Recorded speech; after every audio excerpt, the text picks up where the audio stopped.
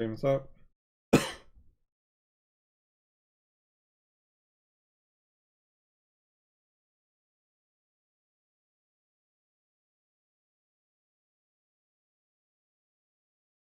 Okay.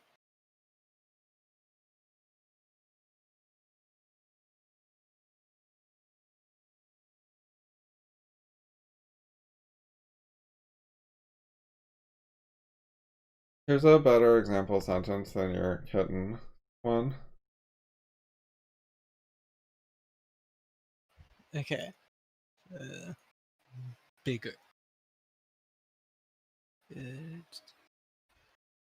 Okay.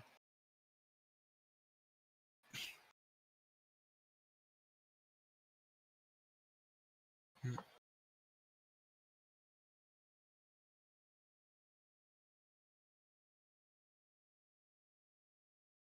The first that goes with the no. It means I didn't know that, and then what didn't you know?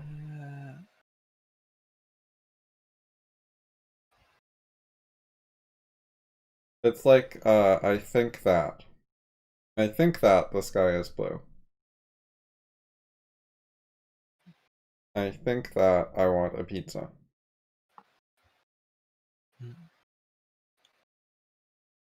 And the second that refers to the idea that skydiving is hard. Or in this case, it's just skydiving. I didn't know that that was hard. This, that just equals skydiving. It's just a pronoun for skydiving. Refers to a thing that the person said in the previous sentence.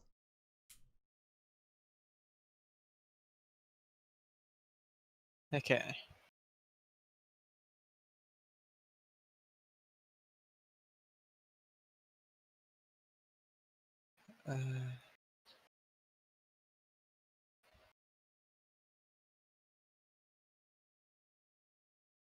And for infinitives, the word to is a particle. It's just sort of a nothing word. It doesn't really have a meaning.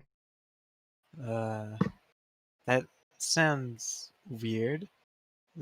The word to Yeah, a doesn't little have a bit. meaning. There's probably a historical reason for it. Okay, and that's in an infinitive. It doesn't have a meaning. Yeah. Other So, times it's a preposition, so then it does. so like, I am going to the store. Uh, Yeah. I think that's okay. What's the preposition again? Preposition. Okay, they relate a noun to something else. Okay, so they relate the store with you going to it or something. That seems Yeah. approximately right. Yes. Okay.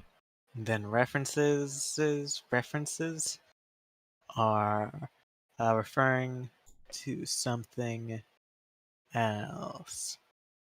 So yeah, so like Yeah, like it. abbreviations. I It or think he. I think I is also a reference for like Yeah. your actual self. Yeah. I'm not sure when that stops. I think if you say like your full legal name, I would probably stop there, but I'm not sure if if it could stop at like self.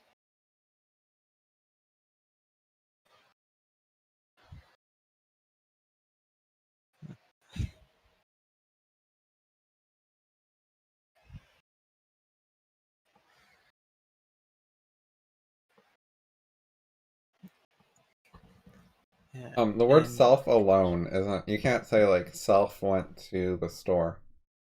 huh, If you said myself, it'd be close enough people to understand you because now you're saying which self went to the store.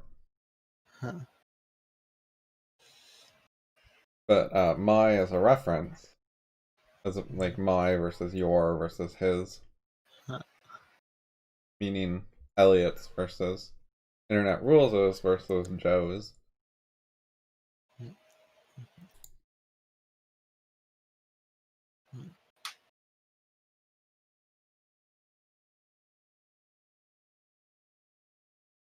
Okay. Uh, Okay, I read up to explanatory references. It's just before implied words. So wait, I need to read the explanatory references. I haven't read explanatory references or past that in the grammar article. Yeah. Okay. Are you caught up on Discord? Did you read all the stuff I said to you? Yes, I'm pretty sure I did, unless I somehow really messed up reading. Okay, I was just checking.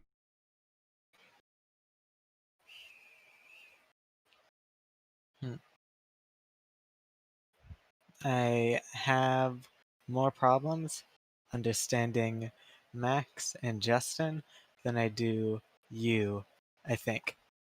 When they talk? Yes. Uh, Okay, one thing I didn't understand with Justin. Uh, okay, something about verbs agreeing with something else. Uh, oh, so, uh, verb. so there's a word called conjugation. Big You word. can conjugate words, which means that you say them and spell them different ways, even though they're the same word. So there's like cat, versus cats. These are both the same word with a different conjugation. Conjugation is frequently the ending. So there's wait versus weighted versus weights. These are all the same word with different endings, and there's Okay, waiting. so B is like one of the words with a lot of conjugations. Is that Yeah, right? it has a couple extras because it's irregular. Irregular just means it doesn't follow a standard pattern. Hmm. So you can have like waits, waiting, fight, fighting, but then you have like B, uh, and then like R. Yeah, So yeah. it's R is irregular. a special case. You still have being and uh, bees. No, is. Huh. Ah, so is the version of bees.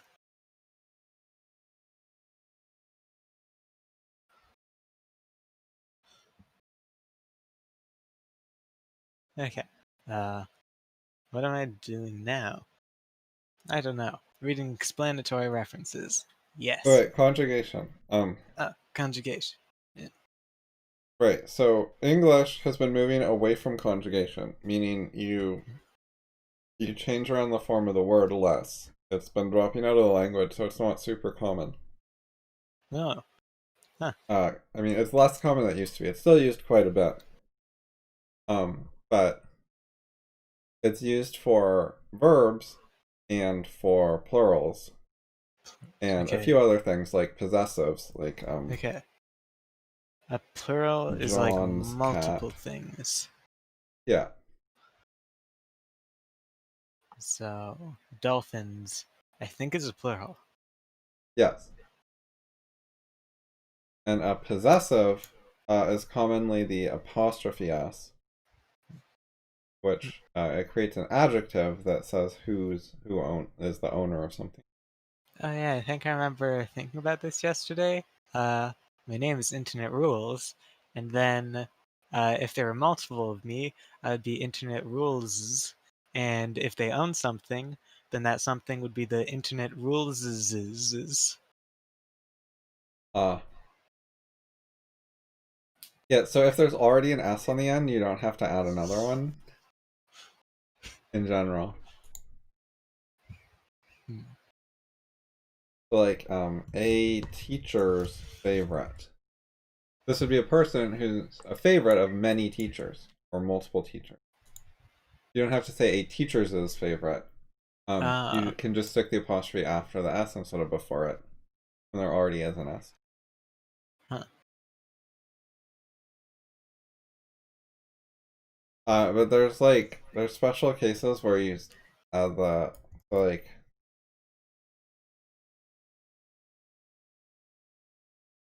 Jones is a last name, so if you say Jones's favorite cat, When you pronounce it, you need to add the es so that people can tell there's a possessive there. Jones as favorite cat.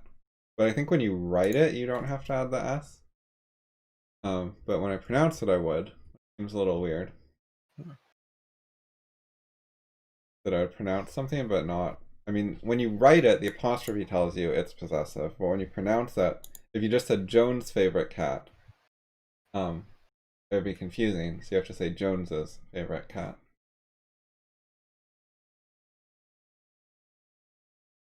Anyways, so when a word changes form to indicate some sort of meaning, like plural or possessive, that's a conjugation. And the most common conjugations, well, plural's super common, but we use it a lot for verbs, with like wait, waited, waits, and waiting. The verbs have standard conjugations for several different things, such as past tense or plural subject. So that's what Justin was talking about with subject-verb agreement, is whether the subject is singular or plural affects the form of the verb, the conjugation. You say the verb differently for a singular subject versus a plural subject. Okay, so if So it's like the cat is fluffy versus cats are fluffy. So it changes between is and are based on whether the subject is plural or singular.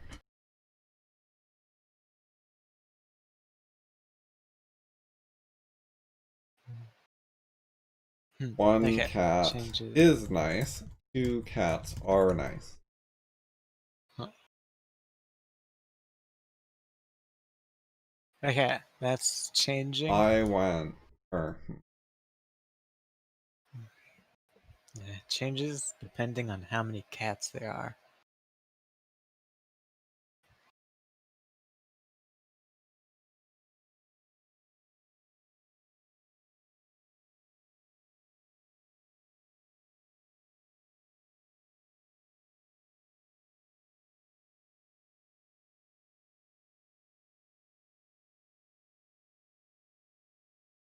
yeah.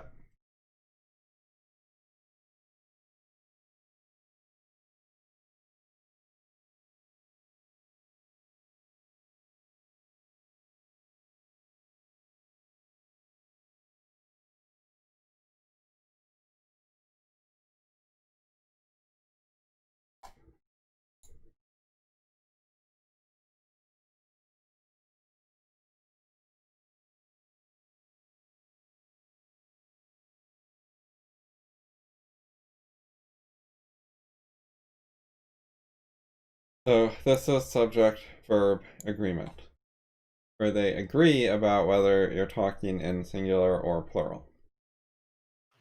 Okay, so is used in plural? I mean singular? Yeah, is a singular R for plural. Okay, so the verb and the subject. The verb would not agree with the subject if you said cats is nice. It would not agree with there being a plural. The verb would not agree. Right. Okay, so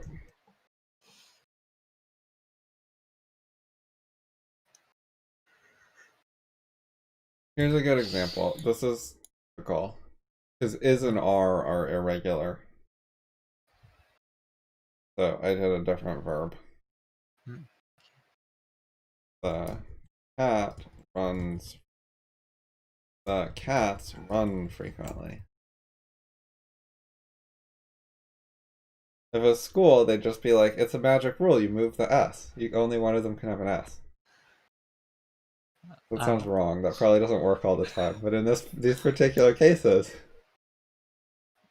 but like that's how they teach math sometimes. oh, that sounds spooky. They'll just say things like, yeah, then you magically move the decimal point over, and then you got the right answer.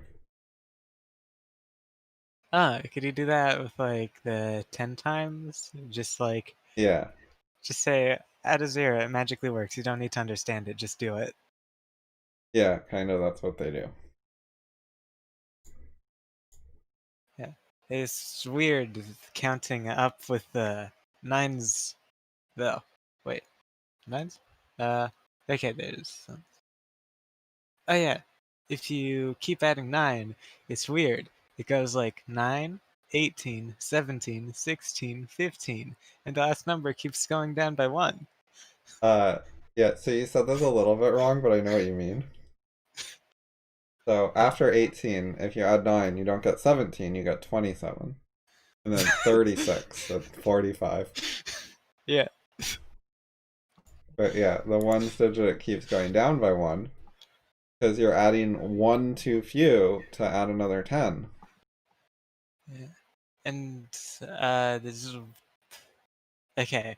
If you realize that when you're doing division by 9, I forget exactly what I do, but there's like a way to just like look at the number, and I think it was like you press. Okay, so if it's 18 divided by 9, you subtract the 8 from 10, and then you press the answer. So like 18 divided by 9, you just press 2.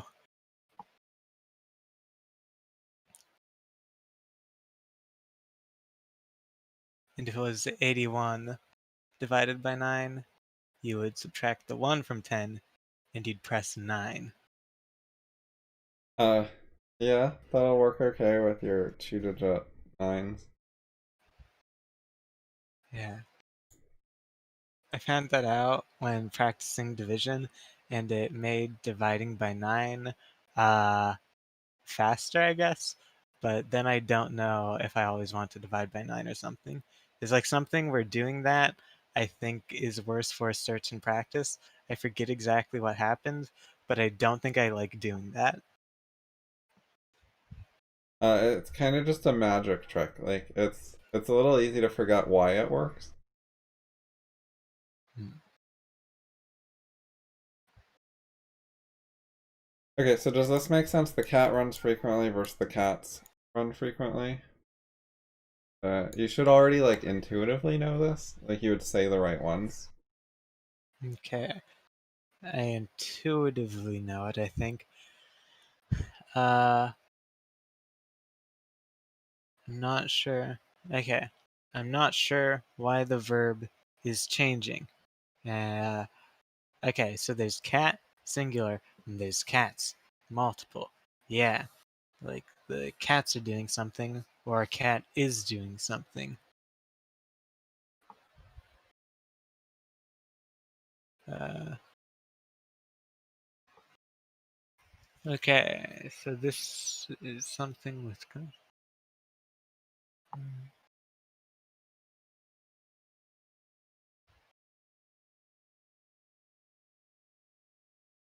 Okay, let's use the word wait Okay, as the verb.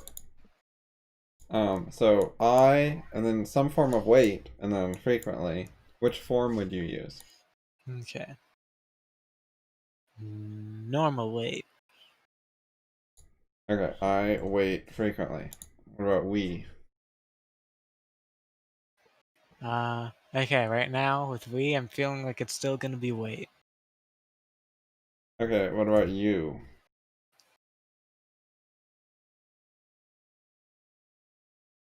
I think that's gonna be wait. And y'all? Second Okay. person plural. This one's first person plural, or singular. This is first person plural. This is second person. So me, I, first person, you, second person, he, they, external is third person. Then each of the three persons can be singular or plural.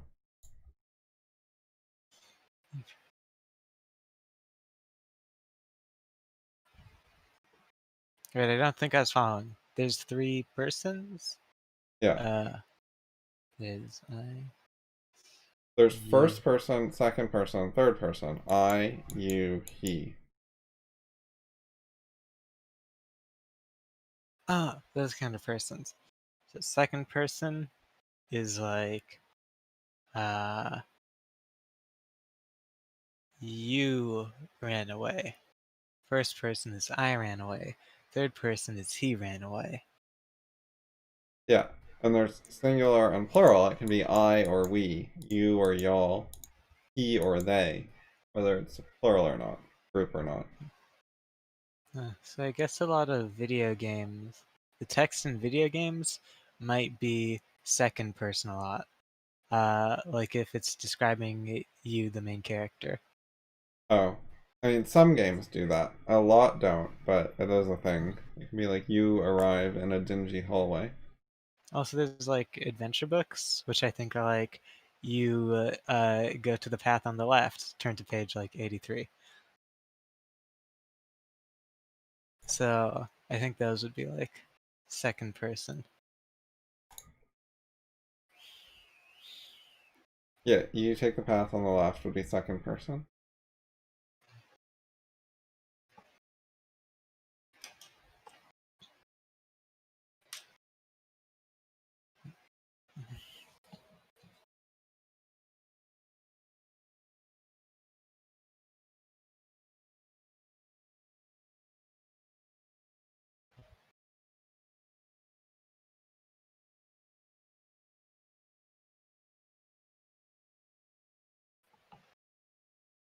So y'all, Okay.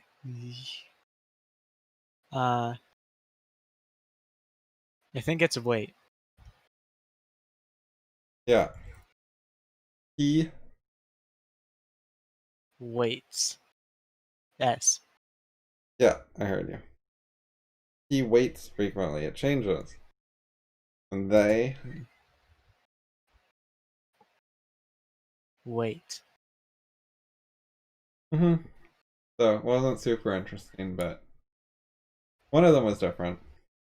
So when you have the Huh. third person, you get the S for singular, and you don't have the S for plural, which is what we saw here with cat runs and cats run. Isn't like he waits, singular does the verb with the S on it, and plural does the verb without the S. Okay, so plurals don't get the S, and wait, plurals no S. But it's a singular, third person, S. Plural, third person, no S. Yeah, so like the cats are third person. They're not I, they're not we, they're not you, they're not y'all. They're its. Stuff in the it category goes in third person. So here's a web page with conjugation. So I work, we work, you work, y'all work, he, she, it works. Now it has the S on it, and they work. So they have the same things here. Okay, so it's only really in third person singular that it has the S. Yeah. And then verbs change for other things too, like I worked or I waited is the past tense form.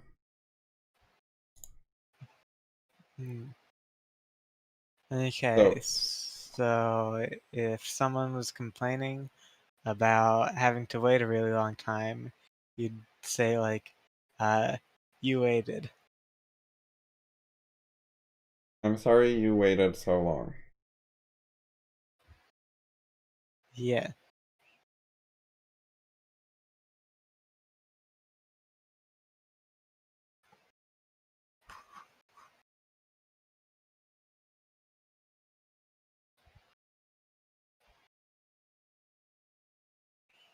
So do past tense. Past tense. Uh, Yeah. the So cats like if the cats are doing waiting, we have the cat question mark frequently. waited. Yeah, the cat waited frequently. And the cats, I think this is also waited. yep. Okay, and then what if it was work? The cats Okay, the cat past tense worked worked.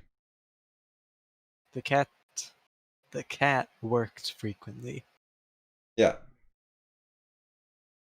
Okay. I think it's also the cats worked frequently. Yep. And what about for sleeping? Okay. The cat sleeps frequently. You know, past tense? Oh, fast. The cat sleeped frequently. Do you think that's right? Does that sound right to you? Hmm. Yes. What about for plural, the cats? The cats sleeped frequently. That also sounds right. Oh, that sounds right. It's a special case. It's an irregular verb. The cat slept frequently. The word is slept instead of sleeped.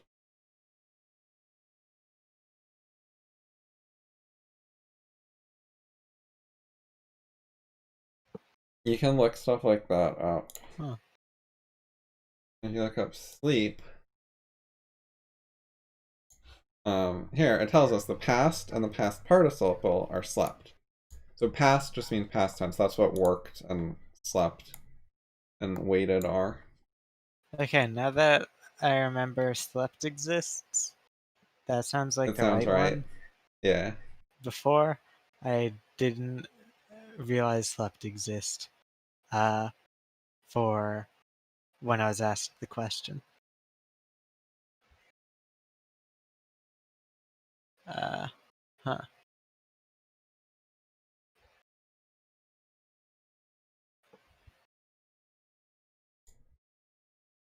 Slept. Huh.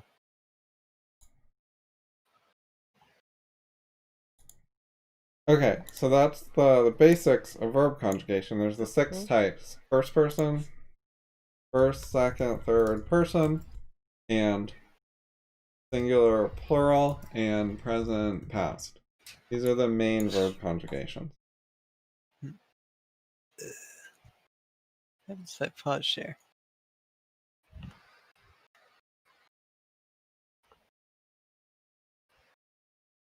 Uh, Verb conjugations, noun conjugations, singular, plural, and possess, regular slash possess.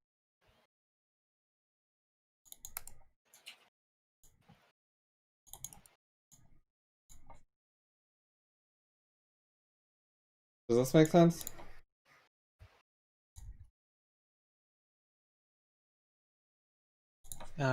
Okay. Conjugation equals word,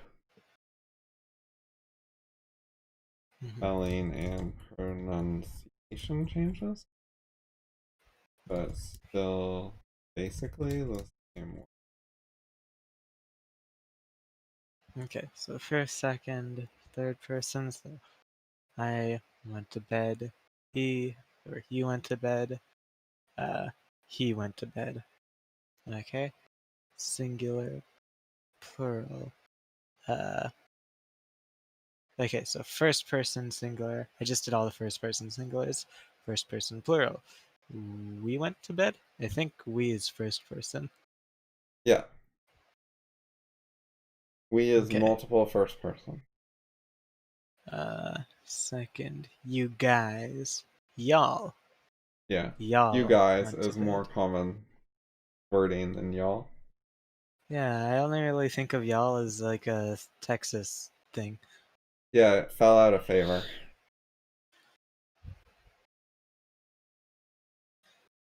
Third person, they went to sleep. I mean, we use you for plural groups sometimes. Hmm. It's just if you're trying to do grammar, you need to like be clear about singular you versus group. Hmm. Okay. Present. Okay. Oh no, the quality just degraded. On the stream? Yeah. Now it's up because I pressed 1080p. Oh, auto quality. Yeah, YouTube hates quality since COVID started. Huh. Okay. That seems mostly fine if people mostly don't care.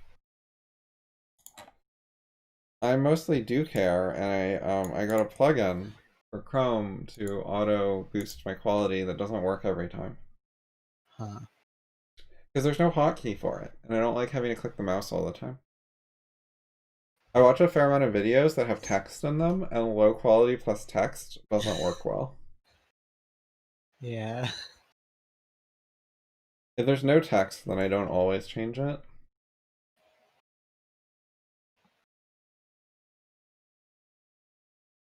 Okay, what am I doing? Just, Okay. do you So, understand the so, general so, so, concept so. of these conjugation things? General concept. I think so. They're different only really when it's a third person plural. Okay, and then there's people commonly bring up future tense, where you're talking about future actions.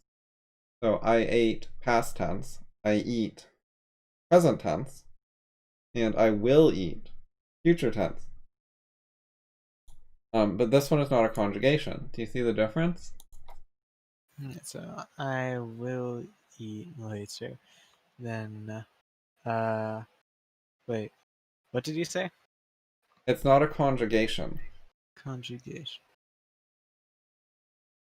because we're not changing the word eat. We're adding this word will.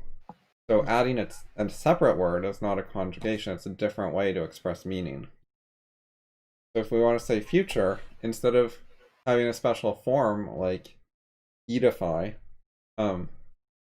mean future, we add a different word, will. Okay, so there's no future tense conjugation of eat. Right. So we have the past tense one, ate, but there's no future one like, you'd have to make up a word, but eight-ish. Okay, so you could say I did eat before. I think Yeah. that'd So be past did is a tense. separate word, not a conjugation. Yeah. So you can have eat in the past tense without a conjugation. That's not past tense. But it's sort of related. Huh.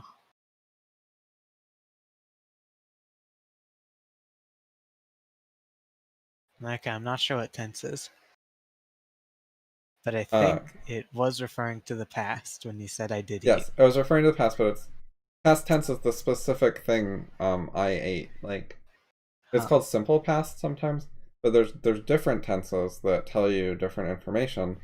Like when there's ones that deal with completion, when something completed, or whether it's ongoing, whether it's continuous.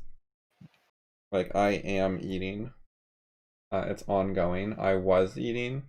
There's ongoing eating in the past.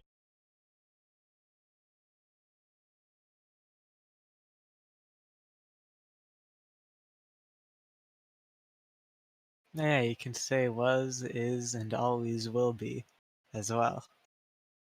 I was, is, and always will be eating. Yeah. Yeah, works a bit better with breathing. Still not quite true. I mean, hopefully true, very doubtful. I Maybe I not don't know. hopefully. Yeah. I don't need to breathe Does forever. I breathing can get uploaded to a computer. does breathing include exhaling? I guess it also depends like how frequently. Like if you hold your breath for a minute, are you not breathing for a minute? Does it become false? This video isn't available at the selected quality. Please try again later. Oh. I'll show you my screen, just a little bit. Okay, I'm trying 720.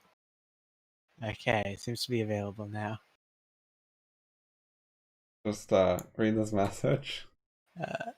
Okay, the stream's current bitrate, 7.6K, is higher than the recommended. Yeah, they're telling me I'm streaming at extra quality, and then they're telling you that there's not enough quality available.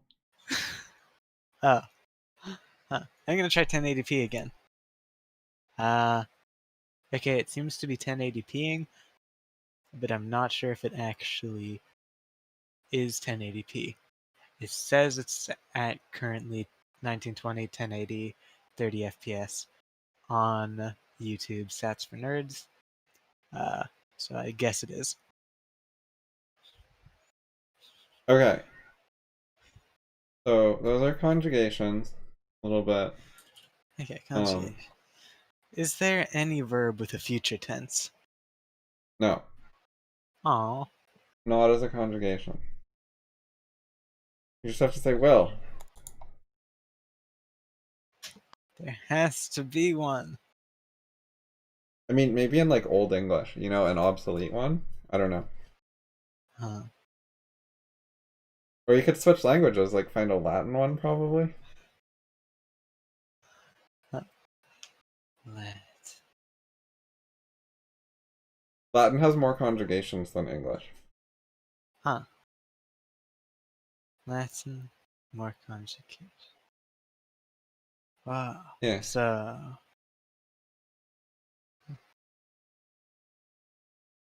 Another type of noun conjugation is subject-object. So Object. they Noun. hit them. He hit him. So when it's the subject of the verb, you use they or he. When it's the object of the word, you use them or him. So that's a conjugation as well. Based on, subject of verb or object of verb. Okay.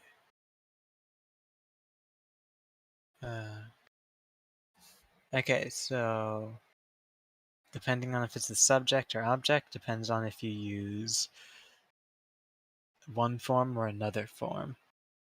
Yeah, but that basically only applies to pronouns. It doesn't apply to other stuff. We don't conjugate most nouns in this way. Like we do it for he and him, or I and me. I hit me. I is the subject form and me is the object form. But the cat scratched the cat. So regular noun doesn't conjugate. Elliot hit Elliot.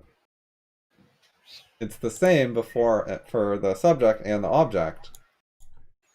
It doesn't change. So most things don't change. But it's just specifically the pronoun ones. The standard pronouns change. For subject object.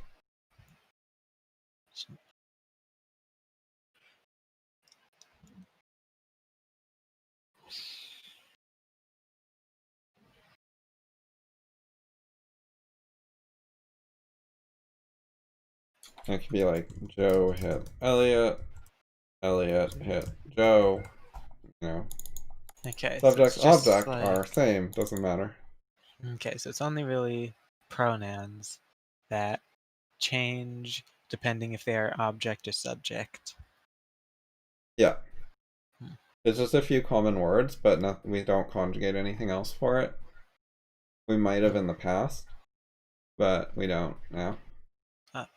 I really liked your article talking about like the words subject, object, and contextual. That a lot of times when people say subjective, like contextual is a better word. Yeah, I know what you mean.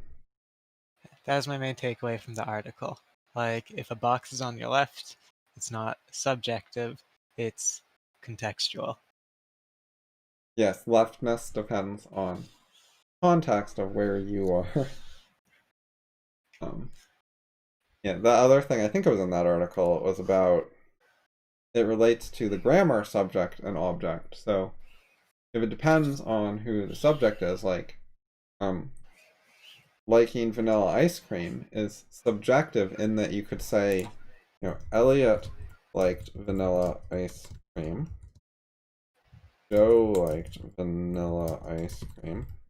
So like the first one could be true and the second one could be false. And what changed? The subject changed. So it depends on the subject. When the subject is Elliot, it's true, and when the subject is Joe, it's false. So that makes it subjective, as in based on the subject. Mm-hmm. The subject affects it. But this is not quite how people normally think subjective works. Like they're like sort of like subjective equals magic. I didn't know how subjective worked when I first read the article on subjective, objective, other thing, contextual. But then when I started doing the grammar and I saw subject, and I saw like subject object, I was like, oh, that's what subjective is supposed to mean. But I didn't. That wasn't the sense I got from it from hearing it being used. I also recently realized that decimate probably has something to do with decimal. I always knew it had something to do with math, but right now I think it might have something to do with decimals. Sorry, I missed what you're saying. Decimate or something? I think decimate probably has something to do with decimals. Not exactly, but it's related. It has to do with 10. So deci equal 10. So decimal and decimate both have the same prefix or root word thing. That's, ah, so they're from like the similar thing. Yeah, yeah, they have a similar source. They're both related to 10. Hmm. You know Okay, what decimate means? I think it has something to do with taking out like 10 or something. Uh, Not exactly.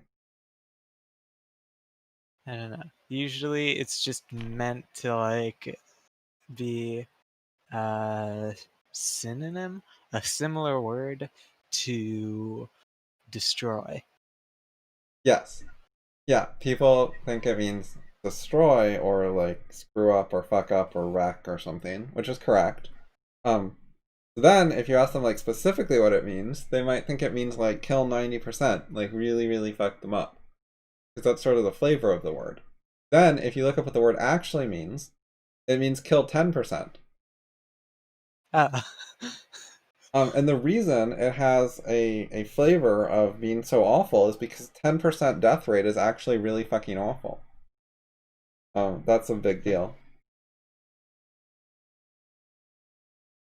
So the Romans did it to their own armies for disobedience. Like if the army mutinied or something, they would decimate it, which means they make them all line up, and then you count off, and every 10th person gets murdered or executed. huh. And so only 1 in 10 person gets killed, but that's enough that is really scary and it got a really bad reputation. People did not like a 1 in 10 chance of being executed. Huh.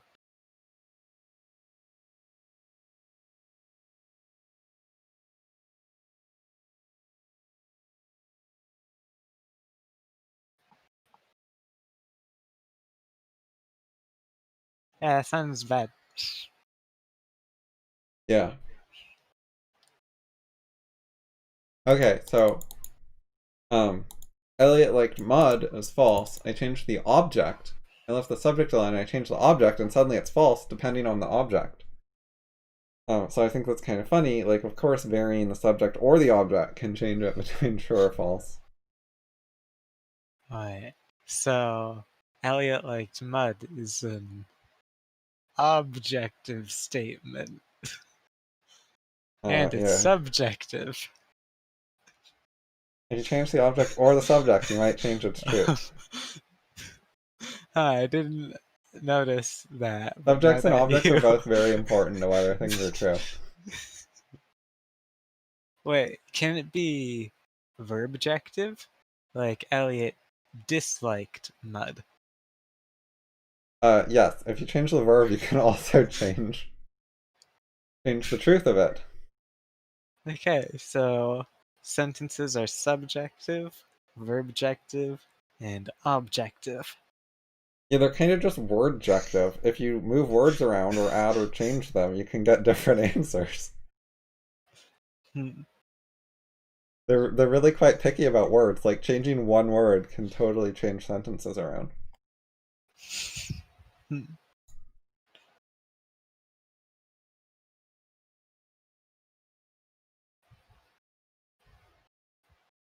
Not seems like a particularly uh, important word to Yeah. not miss and not forget. Yes, and also don't have multiple negatives. It's confusing when Uh, there's like three negatives in a sentence and they're all super important. You have to figure out which ones cancel each other out and stuff. I had two negatives in a sentence I posted on the Discord, and I realized it, and I was like, huh. And I was like thinking about how to fix it, and I thought of a way of just like rewording the sentence to not have negatives.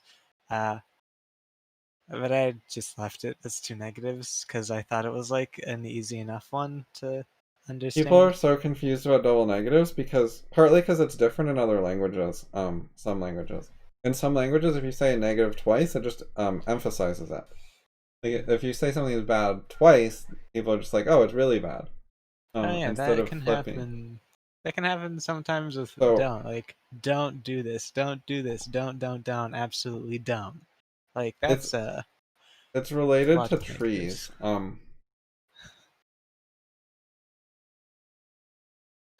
Trees. Yeah.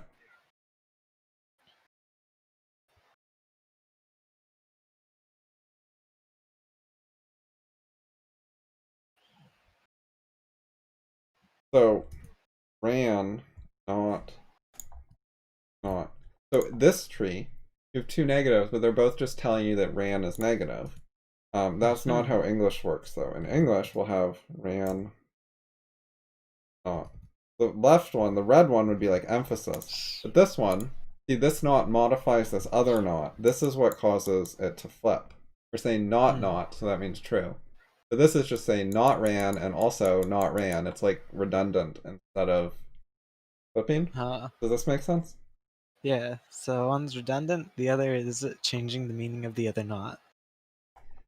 Yeah. So if a not applies to a not, that's different than if both nots apply to ran. Hmm. So, yeah, English tends to work this way, but it confuses people. Hmm. So the English way is more based on logic and trees and stuff.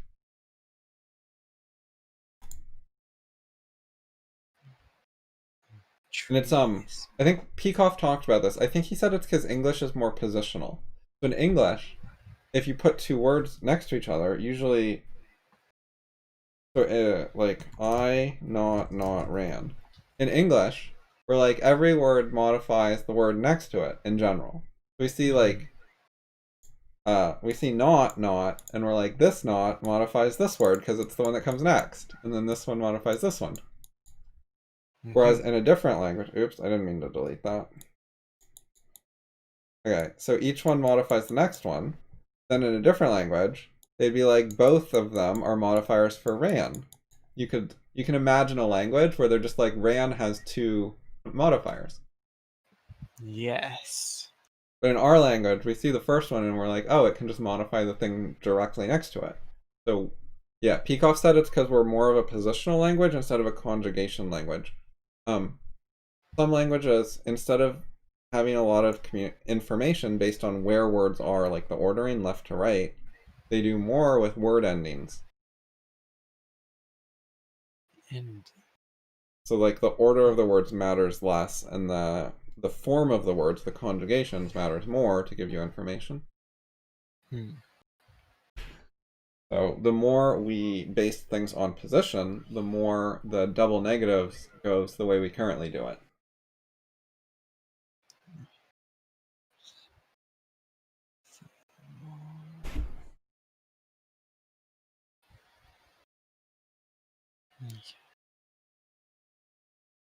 Okay, the more based on position, the more not affects the first not affects the second not. When you do things on position. But if you do things on a like, position doesn't matter, like what's the first word, what's the last word way, then it like wouldn't really matter. Like if you have the first word and that's like always going to be the subject or something, then you have the last word and that's always going to be the verb, then like the middle words, like just put them somewhere or something. So I think Peikoff said that in Latin, if you have the sentence "I hit him," You can put the words in any order, like hit, I, him, oops, you know, him, I, hit, any order, doesn't matter. Because each word tells you its function based on the word endings. Like, one of the word endings says, hey, this word is a subject, and one of the word endings says, hey, this word's the verb, and one of the word endings says, hey, this word's the object of the verb. So no matter what order you put them in, every word tells you its job based on the endings. Okay, him hit I. Wait, is him hit I? Alright, how many original? So Him in hit Latin, you I can seems like mix it words. wouldn't work. In English, you should only say I hit him. The other ones are bad. Huh. But in Latin, it doesn't matter because it's less of a position-based language. But in English, you can figure out what these other ones are because I has to be a subject and him has to be an object. Because if we wanted, he hit me. If you want me to be the object, it has to be me instead of I. If you want Joe to be the subject, he has to be he, not him. But that only applies with pronouns. If you do like Elliot hit Joe, Joe hit Elliot, right? If you change the order, it changes the meaning, and it Yeah. because Elliot can be a subject or an object, you can't tell which one it is. Whereas I and me, you actually do know whether it's a subject or an object.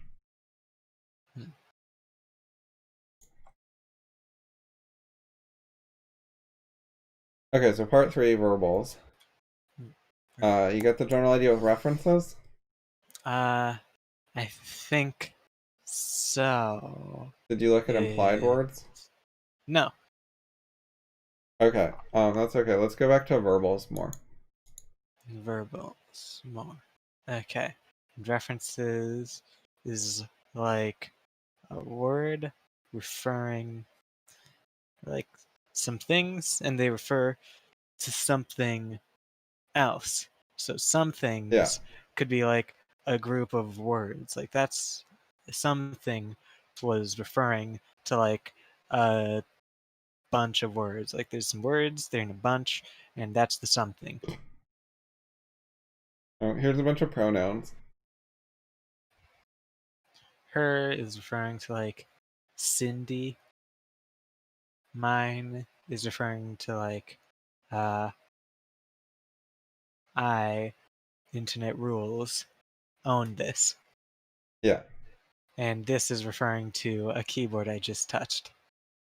yeah, so this is very incomplete. These are certain pronouns, but there's other ones like that and this. And sometimes, okay, remember you mentioned something where there's like a science article or whatever. There's like some kind of study, I don't know, and Wait, they why am I not like images? That's and they different. like messed up uh or it was ambiguous what something was referring to. So that was like a poor use of references. Like there's a that Yeah, somewhere in a people screw that sentence up a lot, especially like with it and this and that. Use those words a lot where you can't actually tell which thing they mean. where you can't tell what things they mean. Yeah, Okay. So that seems extra important to not mess up if you're writing a science article. I guess so. I mean, it's if you want to communicate, it sort of matters in general.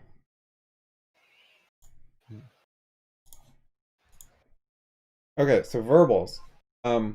Right. So our verbs are useful words. They talk about actions. Verbs But talk about actions. so Yeah. the main way we use a verb is to say that a subject did an action. However, sometimes we want to do something else, like talk about the concept of the action, like playing instead of Joe played. Dancing is dangerous. Don't dance. Yeah. Okay, so dancing became a subject.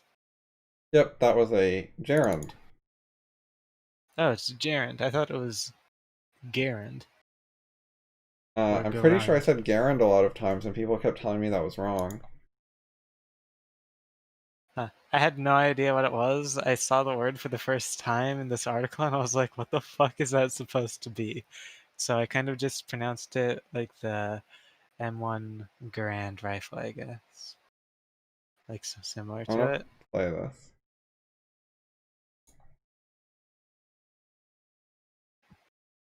Wait, it's a minute long. When's it gonna do the word? Gerund.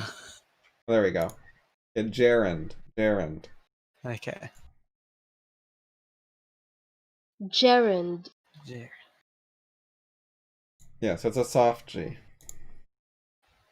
Okay, so we have Okay. gerunds and participles. We can use our verbs to be nouns and adjectives.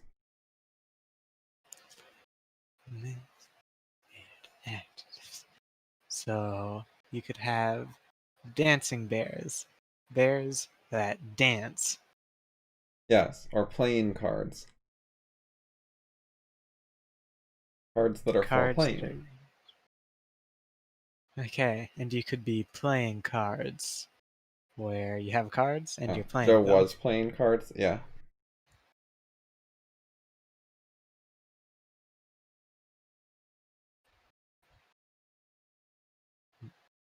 Hmm. And then the infinitive, so gerunds, participles, and infinitives are all kind of related. All of them are a way of using a verb to partially be a noun or modifier. And the general concept is there are finite verbs. When we say like find the verb in the sentence or all clauses have a verb, Mm-hmm. it means a finite verb, or you could call it a regular verb. And then Okay. the verbals are non-finite verbs. So these are the ones that don't act like regular verbs, partly noun or modifier. Equal regular verb. Every clause has one.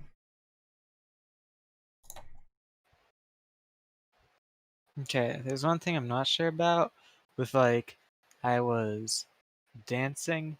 You can say that, but I think dancing isn't actually a verb. Right, the finite verb there is was. I was. Okay, but you can't say something like I was objectivisming. Wait, would that Right, become because a verbal? objectivism is not a verb.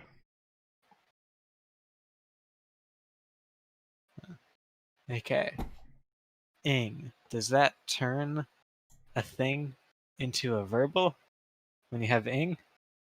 Yeah, ing turns verbs into gerunds and participles. Hmm.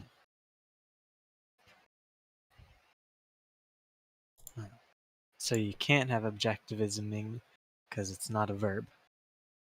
Right. Hmm. If you say objectivism, people think you mean doing objectivism, and that it's an informal way of saying that.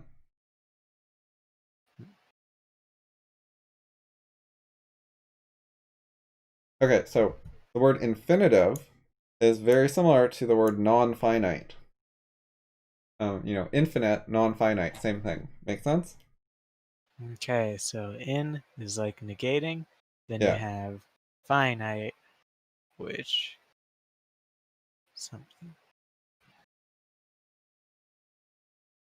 Yeah, Yeah, so in it and stops the non are finite. both negatives, and then you have finite, not finite. Yeah, there's something weird with inflammable where we stole the word from French, even though we normally use like Latin or Oh, something. yeah, So inflammable and flammable both mean flammable. It's stupid. yeah, because we took the words from like France or something, and there the in meant like yes, but we also use a bunch of Latin where the in means no. Yeah, so in this case, like many cases, the in means negative. The in is a common sound. We use it for a lot of stuff, I guess. Okay, I didn't know that infinite meant infinite. Yeah, I assume that's like the actual history of the word. We can look it up. Infinite. Yeah, it comes from not plus finite. Not finished, not finite. So that is the actual history of the word. From Latin, not French.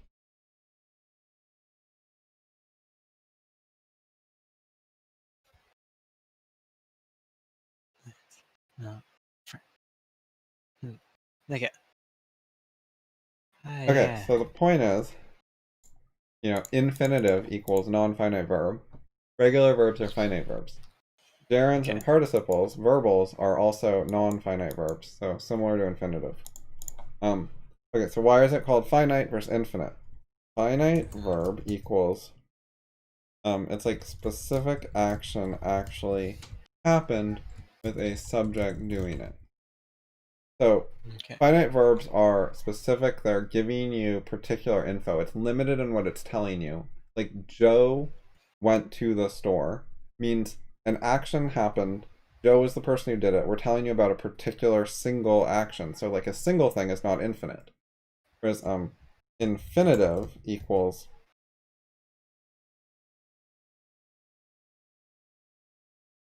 some info is unspecified and could be anything.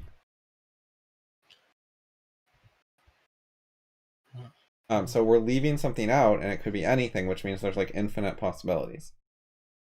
Okay, so finite. For example, no subject equals infinite possibilities for who the subject could be.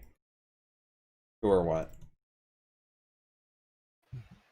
So for example, playing equals no subject equals could be bears playing, children playing, aliens playing, etc. So not bounded, limited, finite. And playing equals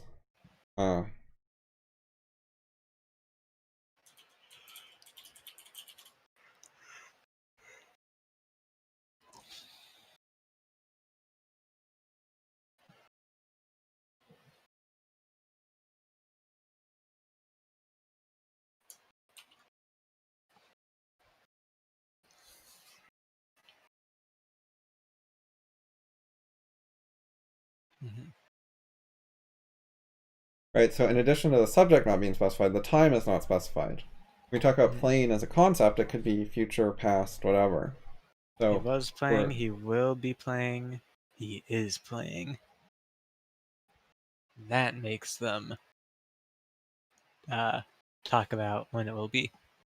Yeah, but you can say like playing is fun, or playing is interesting, or playing is a good thing that people should do more of, or when you put playing as the subject, then you're not giving any information about when. It refers to sort of all playing by all subjects at all times. Playing also doesn't have an object, so you could have playing cards is fun.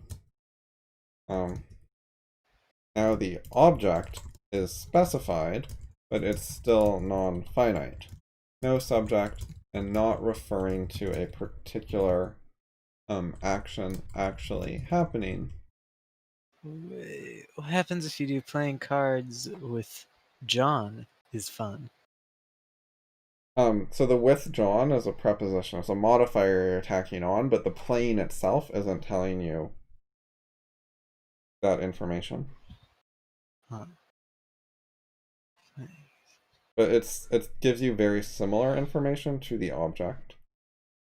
But it's actually different. Like, because playing cards, the cards are the thing being played with. I guess you can say playing John is fun. It means something. It's awkward. Normally we say like the game, normally I say the game is the object of playing and the participants are done with modifiers. Or sometimes they're part of the subject, like we played. John and I played. But you can't say like I played John, like I was at a chess tournament and I played John. So then he receives the playing action. So sometimes we do make the person you play with the object. Anyways, so a non-finite verb always leaves something out. There's something missing. The most common things that are missing are the subject or the tense, because you're not referring to an actual action happening. Whereas a finite verb, you're saying something actually happened, I'm going to tell you what it is. Okay, so non-finite, you're usually leaving out a subject or tense, but finite ones, you're always like saying a thing. Yeah, finite verb is something actually happened, and all sentences need a finite verb. Every sentence is telling you something happened, like there was an action. There's also linkings, which are actually kind of similar to actions, but don't worry about it too much. Okay. So linkings are like maybe similar to the verbs with the actions. All the stuff I'm but saying about like an action actually happening, you can just think of it as like a linking had to actually happen. Like, if you say the house is green, you're saying that actually at a point in time that linking existed. So you're talking about like an ising action. Close enough. You're talking about like it's a real thing that's going on in reality. It's bound to a time, and it's not just hypothetical. That's part of it. Okay, so sometimes non-finite verbs have a subject. You can give different bits of information. Sometimes they have an object. Objects are more common than subjects. But they just have to be missing something to be non-finite, where if you're giving all of the info, then there's nothing left that is like a blank spot. Blank spot equals could be anything, infinite possibilities. No blank spots equals finite verb. We've actually specified something. Does that make some sense? Okay, if you played cards with someone, like I played cards with John, I think that is finite. It's saying you played Yeah, them, the prepositions never John. affect whether it's finite. A lot of information we give with modifiers, but modifiers are not relevant here.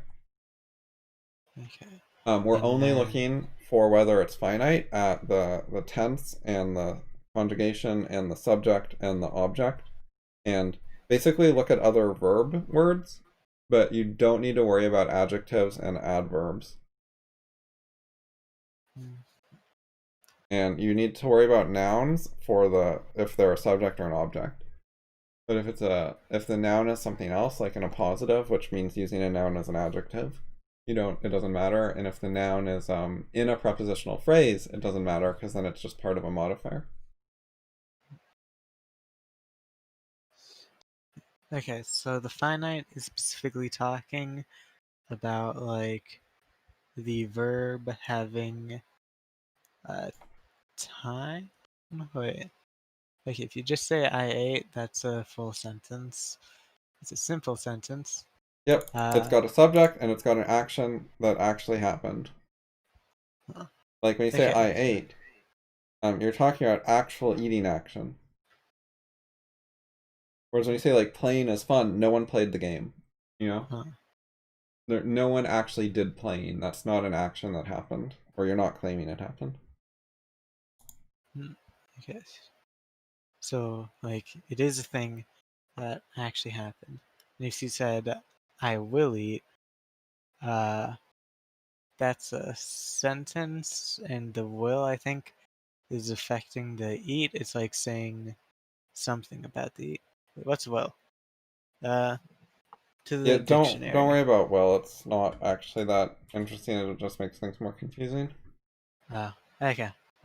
Too bad, If you Will. stick to present and past, it'll be simpler. Okay. So yeah, playing is fun versus I played. Like in one of them, there's an actual playing action done by a subject, and in one there isn't. You couldn't identify an actor doing the action and saying it actually happened. When people play, it is fun.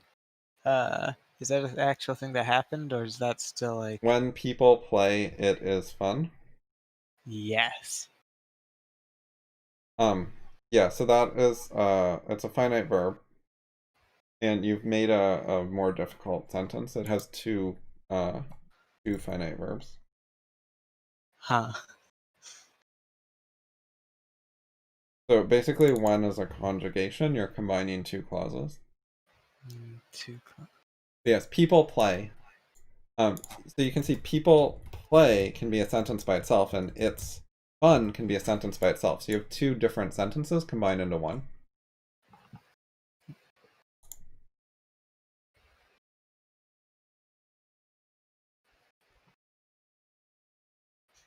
You have two clauses. Sentence. Yes, Okay. people play means we have a subject who actually plays. It's present tense. Okay. Okay. There's like I think there's like a different type of clause where it's not a right. Okay, there's phrase and clause. Clause is always a full sentence. Like you could just stop it there and it would work. And phrase, not necessarily full sentence. Like Phrase cannot be a full sentence. A phrase all is right, always like a can noun or a verb or a modifier. a dancing red apple. That's gonna be a noun phrase, I think. Yes.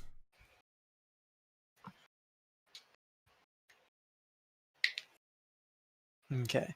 And then the Yeah, so apple note the danced. dancing there. Um, that's a non-finite dancing because the sentence is not saying that the apple danced. It is it's just being used as a concept to apply to the apple. Okay, if you So said the apple danced on the moon, then you're saying it actually happened, it happened here. yeah. So then it The on becomes the moon part is not relevant, by the oh, way, because that's a modifier. Like it makes it more concrete, but you don't need it. It doesn't affect whether it's finite. but I said dancing apple and then I said danced. I was thinking for some reason that I didn't change the conjugate of the Yeah, dance and that the on the moon affected it. Uh, yeah. So but if I just finite say and the apple non-finite danced. verbs are often going to be different word forms, but sometimes they're the same. So ing equals non-finite. Um, s equals finite. Ed equals either. Blank ending equals either frequently. Like weight equals either. Weights equals finite. Weighted equals either. And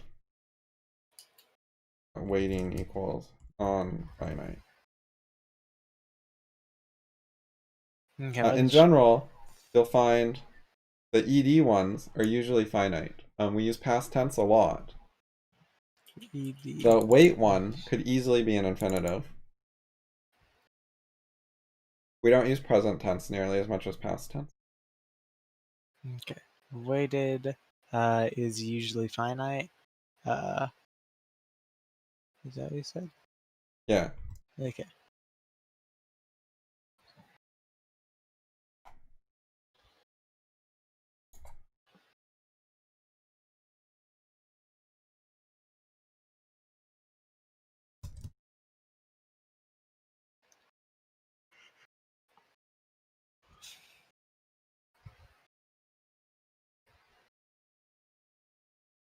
Yeah, so our most used tense is past tense. So when you see ed endings, it's very often going to be your verb.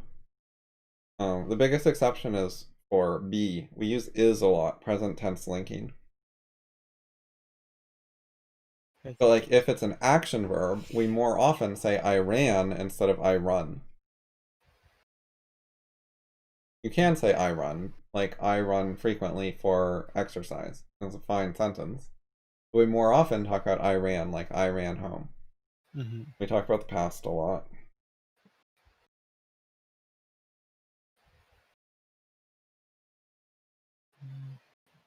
Okay. One thing I'm not sure about, I guess it doesn't matter too much, but it's just like dance. It ends with an e, but then if you do dancing, you don't have the e.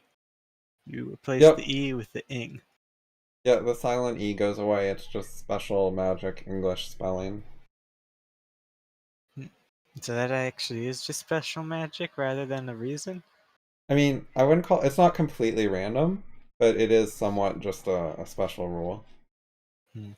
Like the E is there to give you information about how to pronounce the A. The E is giving you info about the A, whether it's long or short sound, which sound the A makes. Because vowels can make more than one sound. The E is giving you a hint about the sound. Hmm. But when you have the ing, you no longer need that hint. The ing also sort of affects it or something, or maybe the E is just considered in the way too much. I don't know. Ingrat could give you a better answer on this. Hmm. Okay.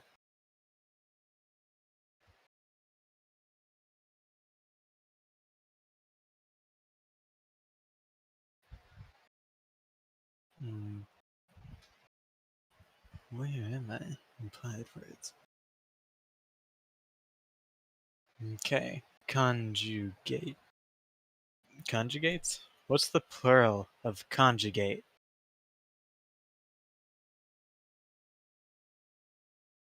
Verbs don't have singular and plural in the way nouns do. Hmm. It's not like cat versus cat. But Okay. if you want Conjugating. Joe conjugates, they conjugate frequently. I want to like refer to the field of conjugating. Conjugation. So this ion ending makes things noun. Conjugation.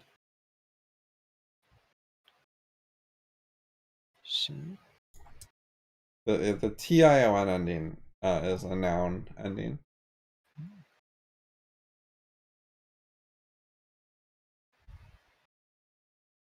Okay, this works with conjugation, but it doesn't seem to work with a eating. Yes, it doesn't work with all words.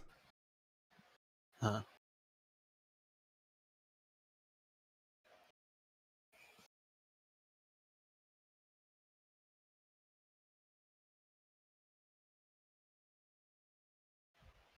Okay.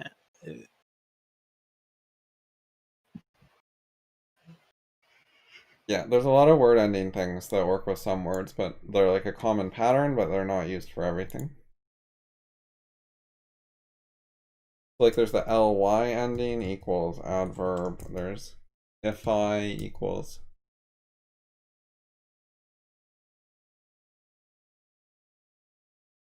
Like turn into, modify, but you can say like specify equals make more chessy.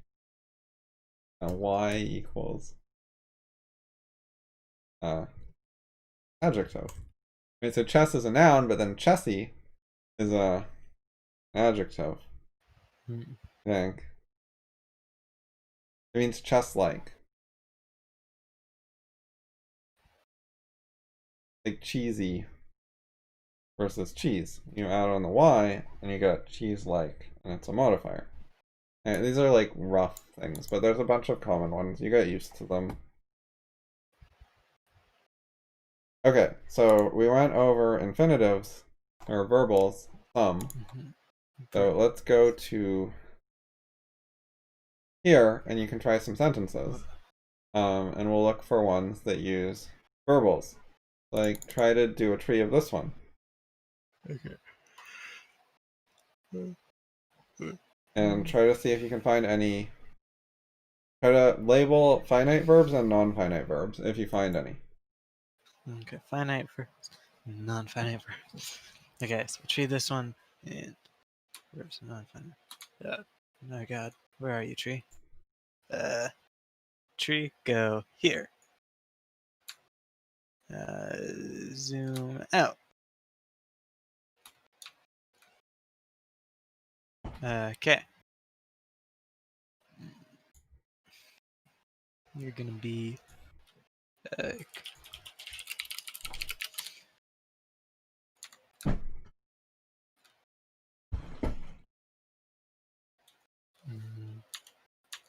Alright, I'm gonna get some food. I will have my earbud. When you okay. finish that sentence, try the next one. Okay. Running. That's like the concept of run. It's talking about doing the thing. And then it has the modifier fast. So you could be running slow, running fast. Yes, it's running fast. Okay, so there is a verb, is. And then is has the adverb of not. I guess isn't might just be a verb. I'm gonna do is not.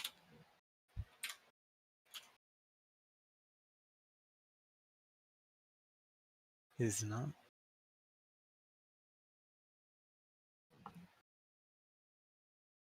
Is. Okay, so you need like at least two other things for is, I think. You need like the object and the other thing, the complement for is to work. And not does not count as one of those things because it's just an adverb. Okay, running. Okay, running fast is fun. Okay, running is fun. And then we have the not, and the running is fast. Okay, I don't want to stand on my porch when it's wet. Oh boy, this one looks bigger. Do. I think the word here is do. Pretty sure that's a verb. Let's go dictionary.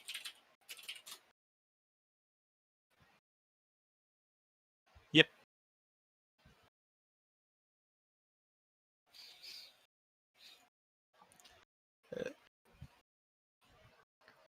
Do. Okay, I do. I should have the sentence below the.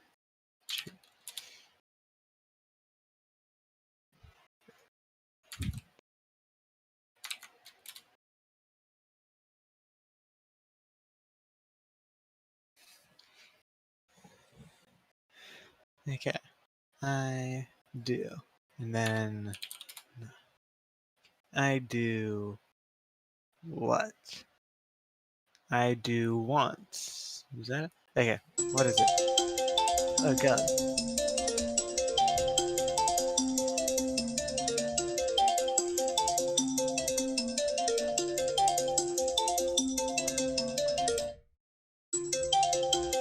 It repeated. Oh no. There's an alarm. Alright, I can talk to Elliot. There's an alarm, and it's kinda loud. Yeah. It keeps repeating.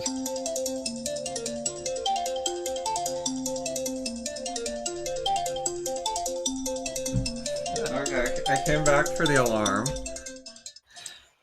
I just have an 11 p.m. Alarm to remind me it's getting late. Alright, BRB.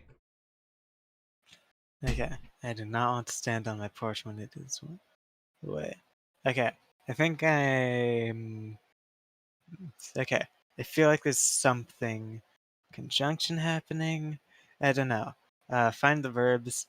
Okay, I do want. Okay, want sounds like a verb. Okay, so that sounds like do want.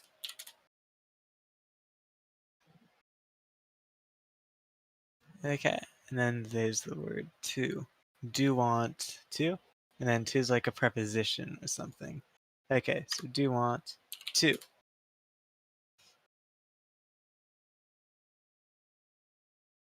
And not just go over there. I don't know where I'm putting you. Do want is the verb, and then to. Okay, what happens if we just look at stand on my porch when it is wet?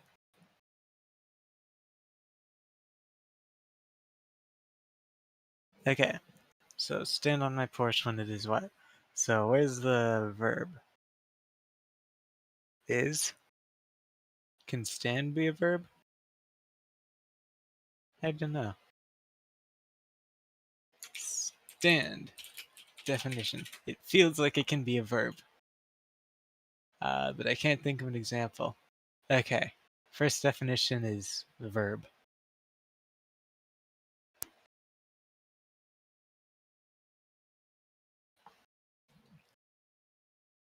Okay. Okay.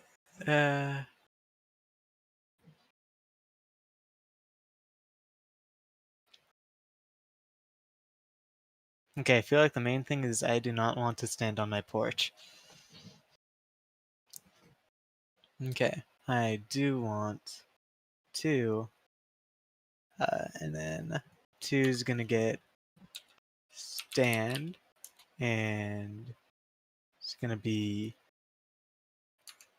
porch. So like stand, and that's gonna be on porch and my porch. Wait, does stand on go porch? Or on go on stand? What am I doing? I'm gonna go look at the very first checklist to do and the very first grammar analysis thing.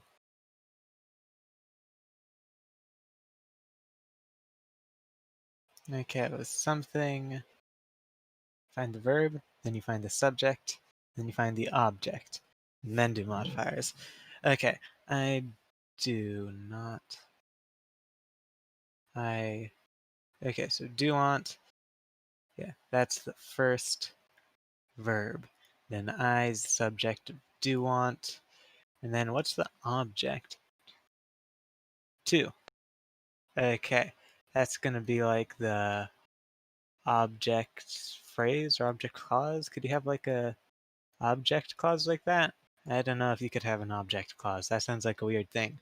I'm going to just say it's probably an object phrase. I do want to stand. Okay, so I do want. That's a full sentence. You can just end it there. Okay, and then we have the 2, which is an object.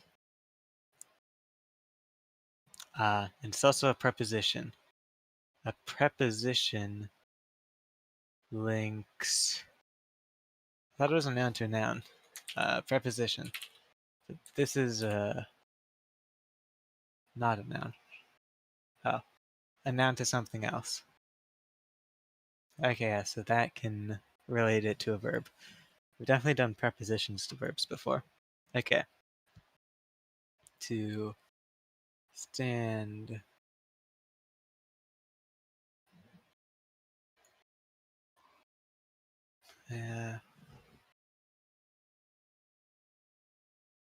Okay. And 2. And then what's 2 doing? It's creating an object. What's the object? Stand on my porch. Okay, so let's remove let's remove on. Stand porch. Okay, I think on is kind of required. Oh yeah, that's also a preposition. On is a preposition, I'm very sure. Yeah, it's a preposition. Okay, stand on porch my. Right. Okay, this looks like it makes sense now. On is a preposition. Okay, a couple things. I wasn't paying attention to the exact sentence, but verbs don't have to have an object. They don't always. Prepositions can link to nouns, but they can also link to verbs or adjectives or adverbs, or link from.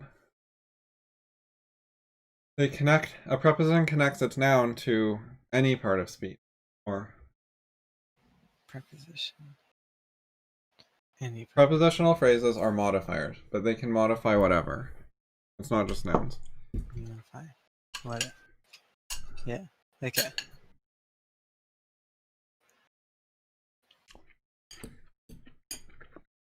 And the word to, when you see the word to, you should think either preposition or infinitive. One of those. Or infinitive.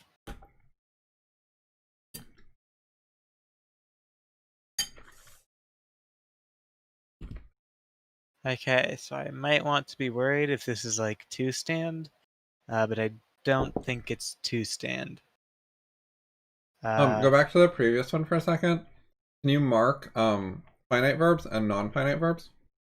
Finite verbs and non-finite verbs. Okay, this is not finite. Infinite. Yeah, you could use FV and NFV, I guess, in capital letters.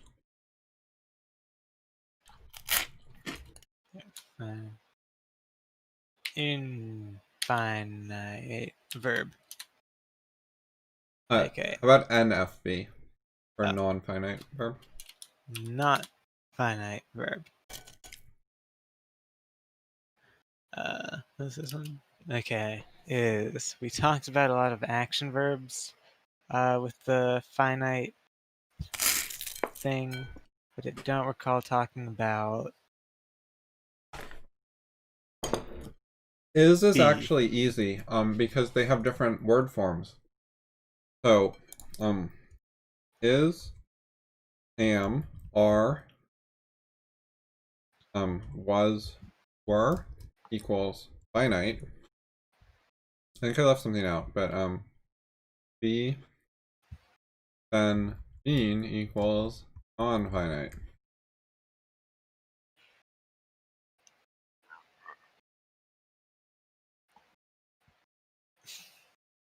Did I leave one out? I forget. I thought there were 9 offhand. Let's see. B. Am. Am is, are, were, was, be, been, been. Oh, I guess it was 8. Okay, I didn't leave anything out. Anyways, you can tell just from which word it is whether it's finite or not every time. These ones are always finite and these ones are always non-finite. They don't share the same spelling between a finite and a non-finite. That's actually like the easiest word. Okay. The conjugates of be do not share the same spelling if they are finite.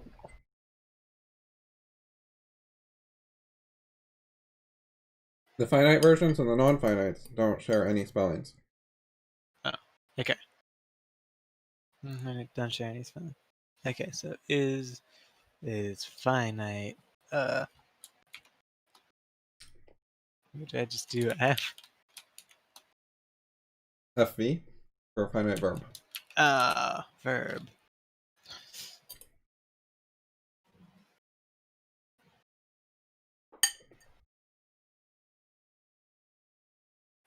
Choose. Okay. Do want. Okay, I'm not sure what stand. Okay. I Oh think yeah, you're asking stand. about stand in general. So in general, you can say like I stand frequently, or I hate standing, or like standing is an action. You can stand. I want you to stand, or I could order you like you must stand right now, or I order you to stand, or you know. Anyways, it's a thing people do, like singing or dancing, standing, walking, running.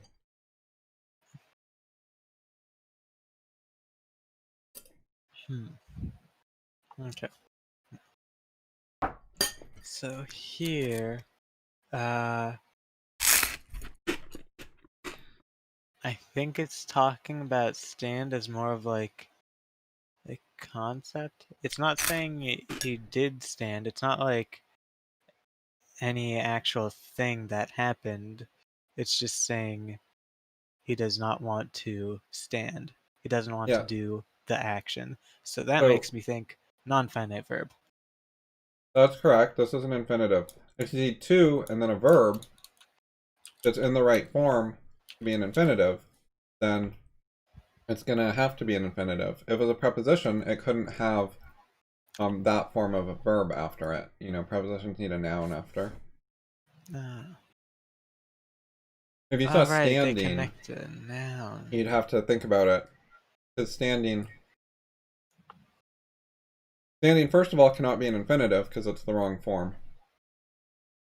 Okay, so I do not want The to infinitive is be always the most standing. basic form, like wait equals Right. potential infinitive form. The infinitive is always the like first person singular, Okay, infinitive is always and basically except first for person. irregular verbs like is. Huh. But I think in general it's the first person singular, like I wait or to wait. They both work.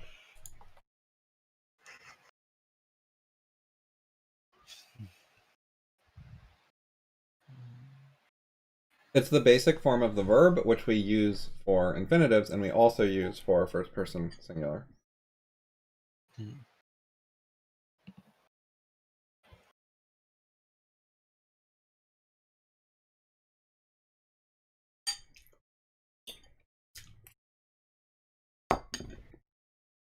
Hey, I think there's a conjunction here. Okay.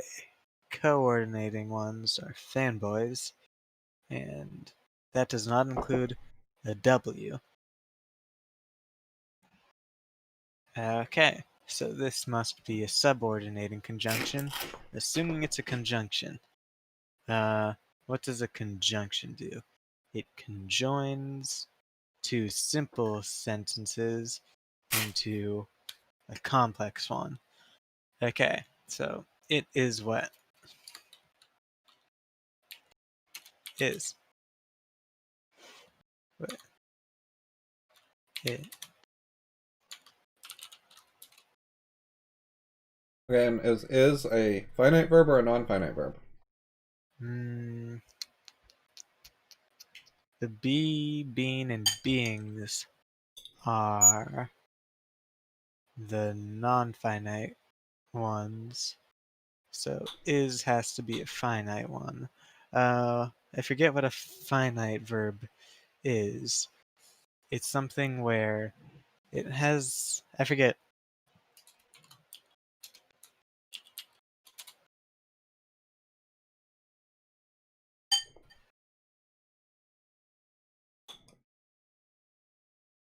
Is what? Okay. Basically, a finite verb is the central claim in a sentence. Frequently, that some sort of action happened or that a linking exists or happened or whatever. As opposed to non-finite verbs are used in secondary roles to give some sort of additional information rather than to make the main claim of the sentence. Okay, I'm trying to remember how to clause. This is gonna be a subordinating clause, assuming it's a clause. I'm pretty sure one is a clause. I'm gonna check the dictionary on that. When? Wait. I meant conjunction when I said clause, and it can also be an adverb.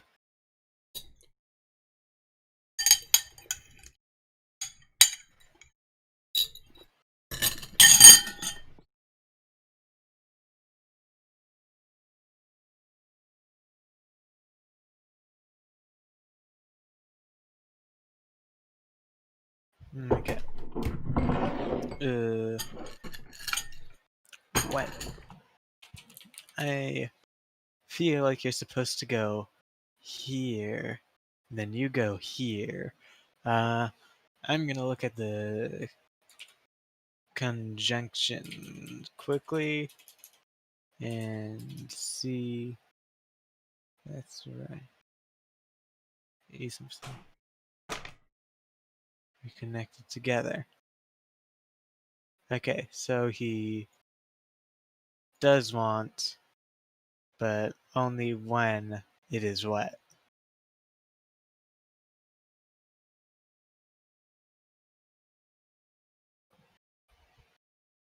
I think this is right, but I feel like I'm also forgetting something about conjunctions and how they work. Yeah, so there's two ways to do it. You did one of the ways. Other way is, so suppose the conjunction was and instead of when. Okay. Duplicate your tree, but then change the when to an and then see what you would do with your tree. Would you rearrange anything? Yep. You go here, then you go here. That's what I do. So, yeah, you can do that with when as well. You can do that with all conjunctions. Oh. So you can treat it as a minor nested modifier type thing. But with conjunctions, I usually prefer to do it the and style because we have two clauses and each clause is pretty important. So, instead of nesting C, you have one clause underneath the other one as a child clause. Whereas here, neither clause is a child of the other one. So each one gets a bit more of its own importance. Which is a debatable thing because it's subordinate. Like this one is actually less important, but I emphasize that it is a clause and I don't treat it the same as like this not. You know, not is smaller than a clause. And here you have the not and the when are both childs of do want, children. So if you do it the second way, you're giving this a bit more importance than the not. Huh. It gets a bigger role, more of a star. But if they were coordinating, then I don't think you could ever do it like this and have the and here. You still could. It's just more awkward or like feels worse. Oh, huh.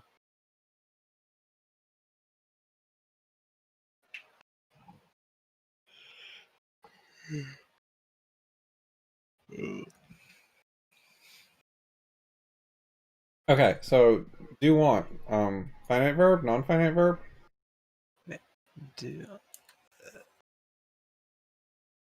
Do want. I'm thinking finite.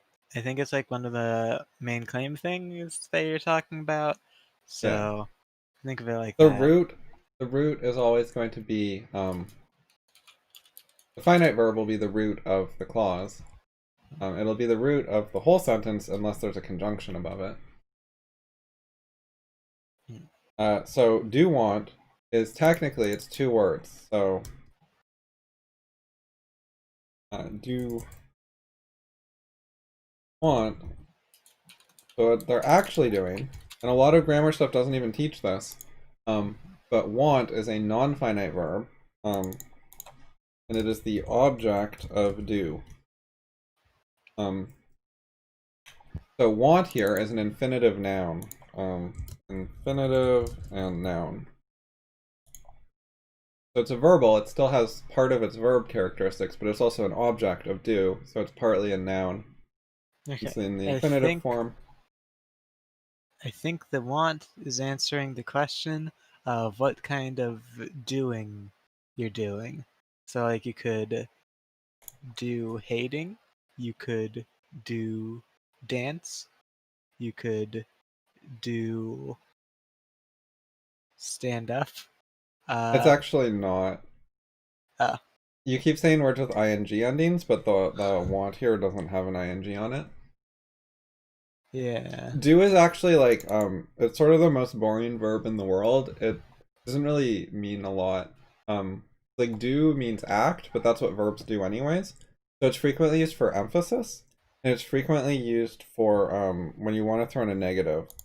So you can't always put not in front of a verb, like I not want to fight you. yeah, so I not want cake. Right? That's wrong. You have to say I do not want cake. It looks like a very ESL thing. Like so we sometimes like to stick our modifiers like in the middle between verbs. So you can add do. Do often means emphasis. So like we use do for that and do equal emphasis. Like instead of saying I want it, you can say I do want it, and that's stronger. Like yeah. Does that make sense? Yeah, sometimes you say sense. I do want when you're contradicting someone. If someone's like, you don't want that, and I'm like, I do want it.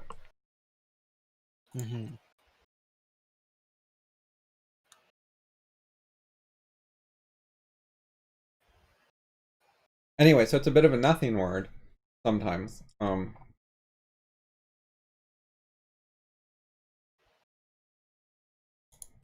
It's a very like past bland tense of generic do? word. What? Did? Yeah, Did. did. Okay. Did is the past tense. It's What's irregular. You done? don't just add ed. It's not dude.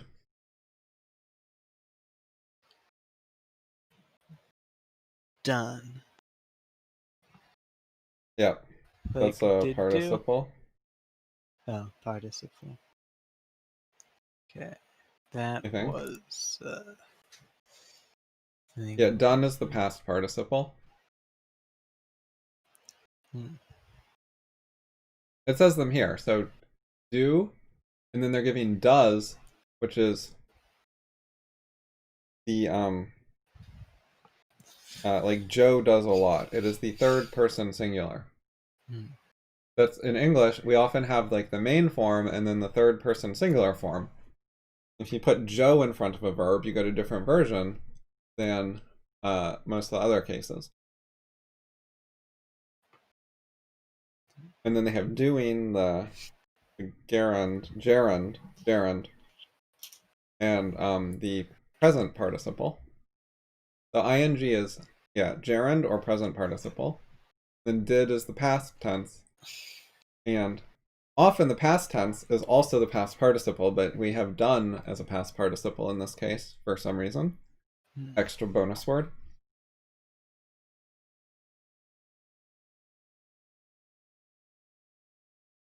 Yeah, if you say like it's done rather than it's did.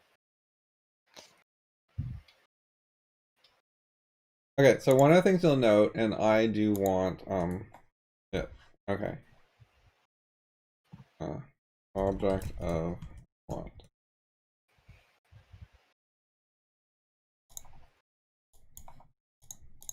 And cannot be object of do, which already has an.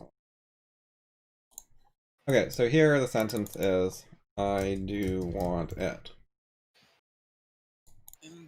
And see if this tree makes sense to you. Okay, so do has a subject and an object. Want doesn't have a subject, but it has an object. So the finite verb has a subject and an object. The not finite has no subject. And it probably could do with no object, but I guess I wanted an object today. Yeah, this is a case where the subject is sort of implied, like I want. We're talking about like me wanting stuff. So there's some sort of connection between the I and the want, but it's not the standard grammar subject connection. Okay.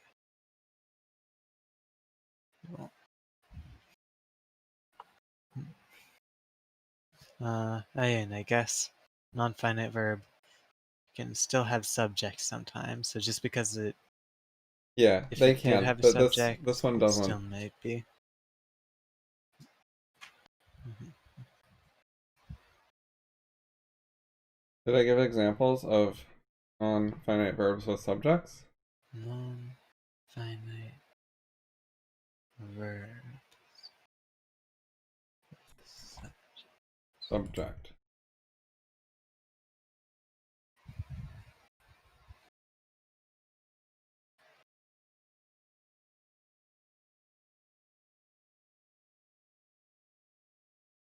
Oh, I didn't give any. I should really edit that to like usually don't. I'm gonna do that. And then it will be done. You did it, and it became done after you've done it.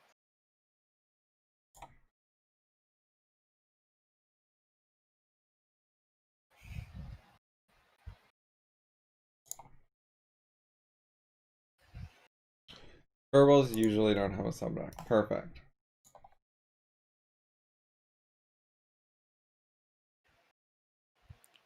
Okay, verbals don't have a subject. Verbals don't have a subject. I didn't deploy it yet. Oh.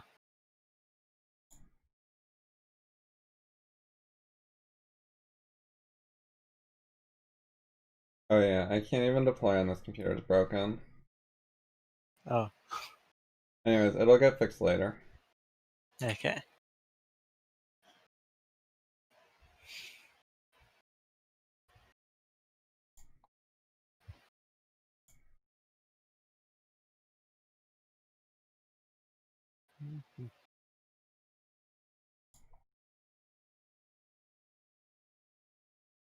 Hmm.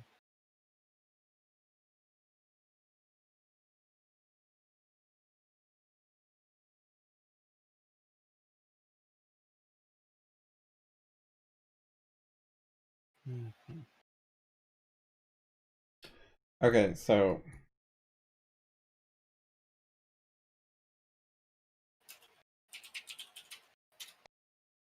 Okay, fixed it. I went into like view element and I added the usually.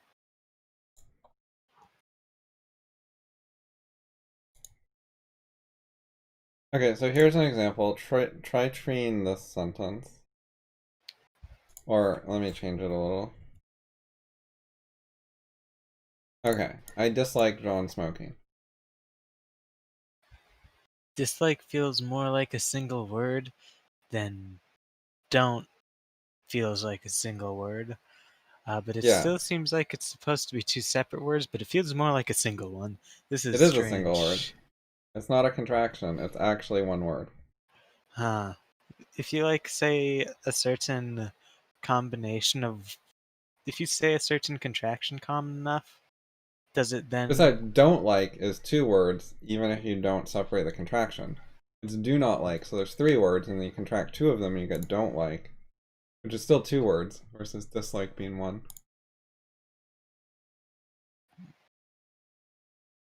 I guess pronoun also might have been like two words, but then they were combined. Okay. I don't know. Dislike. You're a word now. What am I even writing?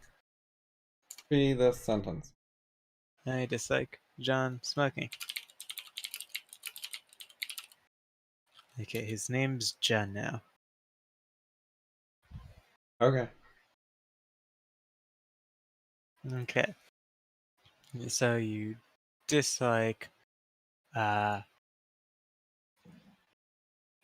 hmm, Is dislike a finite verb or a non-finite verb? hmm, I'm going with finite. Yep, you put it at the top, so that's also a claim that it's the Okay. finite verb. Right now I'm wondering if we dislike ja or if we dislike smoking. We'll start with Okay. the subject. Yeah. I. Okay, so I dislike something. Now do I dislike ja? I dislike smoking. I think one of those is gonna be modifying the other. Well, so think about it conceptually. If I say I dislike John smoking, am I saying that I dislike John? Is that the meaning there? No. Well, that is a good hint. If Hmm. you put John as the object of dislike, then you're saying that John is the thing being disliked. But you just said that's not what I'm saying. Hmm. Okay, so what are we disliking? I guess it would have to be the smoking. Yeah, the thing that I dislike is smoking. Stop smoking, Jesus. Hmm.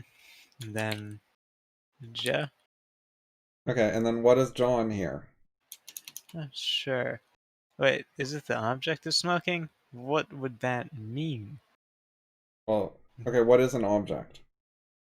Hmm. Object. Okay, we can have verbs, and then the verb does something to a noun. So you Huh? can throw a ball. The subject did the verb to the ball. So I threw ball. Yeah. So the subject does the action, the object receives the action. So is John receiving the action here? Or different question, what is receiving the action when someone smokes? Receiving. Okay, so someone smokes. Okay, so if I do I smoked, I don't think there's an object there.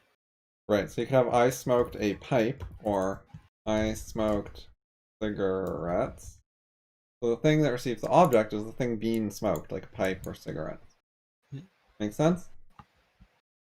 Okay, so the cigarettes and pipes are objectified. Sure. Yeah, so they're the thing that receives the action, like the ball.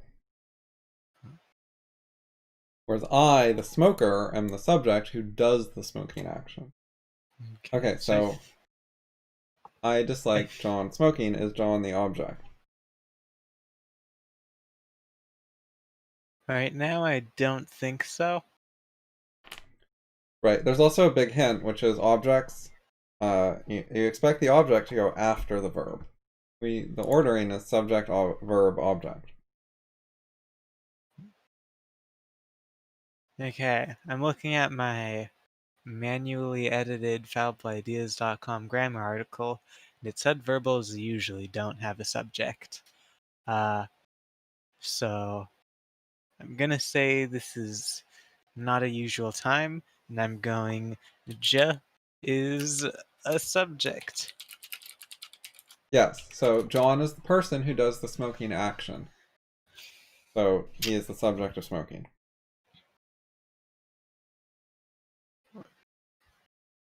So I dislike smoking as the main concept, and then which smoking, the smoking that is done by John, which is not a modifier. Most times when you clarify which smoking you're talking about, it'd be a modifier. You're giving more info about the smoking. However, if it is the actor or the thing being acted on, then that's not a modifier, it's a subject or object. So here we're giving the subject. We're not disliking all smoking, we're disliking smoking when John is the smoker. When John is the actor. You could Now also there's have a different sentence.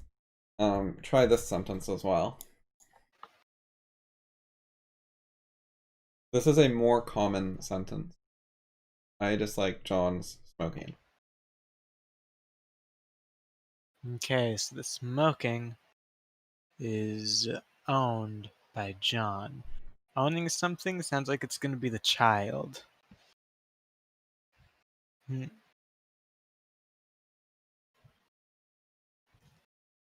It does, but give the sentence a try. Okay. Verb. Subject. Hold on. Okay, so first of all, smoking. Finite verb or non-finite verb? Or do you recognize smoking as some sort of verby thing? Yes. Right. So add an NFV or an FV. Okay. Hey. In the previous one. Okay. You skipped This it. one? Yeah. Oh, this one. Okay. Mm, Yep, that's right. Okay. Then what is dislike? Oh, I just realized I need to turn my head like 30 degrees to watch the stream. It's like on my left monitor, and then on my right monitor is the actual tree. So I can't see when I'm looking at the tree. I guess I'll move it to the middle.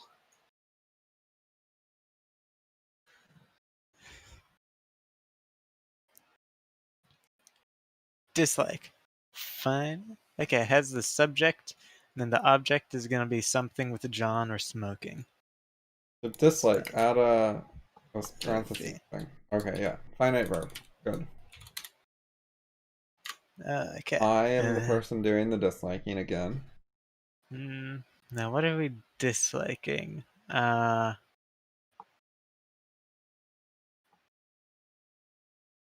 Okay. Okay, I think we dislike smoking about. Wait, what do we dislike? I feel like John smoking is a noun. John's smoking, the whole thing is a noun phrase, yes. If you put them all together, overall you have a noun. It's like the United States of America. Those are like the noun phrase. Yeah, so, you know what part of speech John's is? No. You know what part of speech smoking is?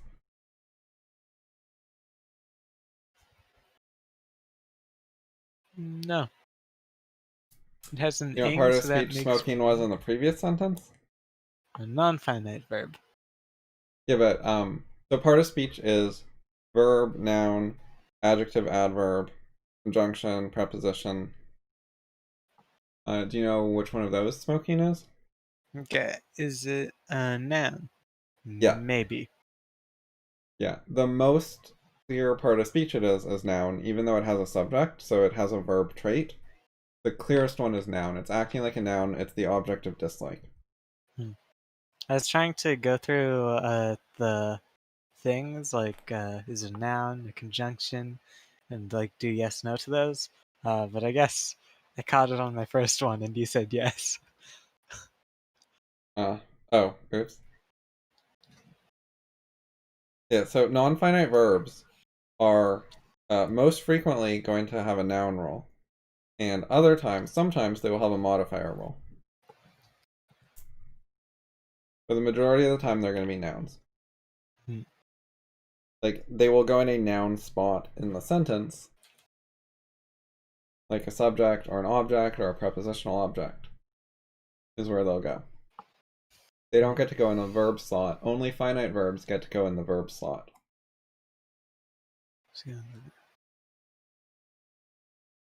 Okay, so non. So it's a little bit more a noun than a verb. Okay. Okay, so I think it's gonna be.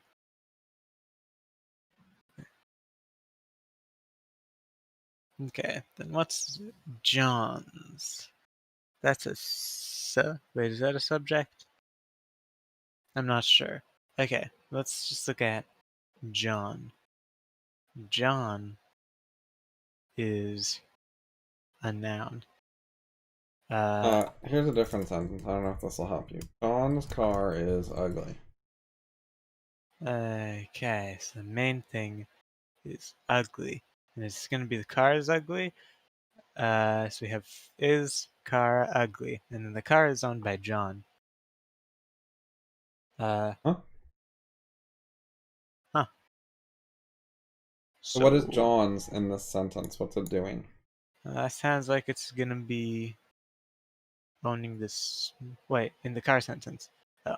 It is modifying car, telling us which car it is. It could be the Yes. car. It could be John's car. It could be Adam's car. It Yeah. could be the Earth's car. What part of speech is it?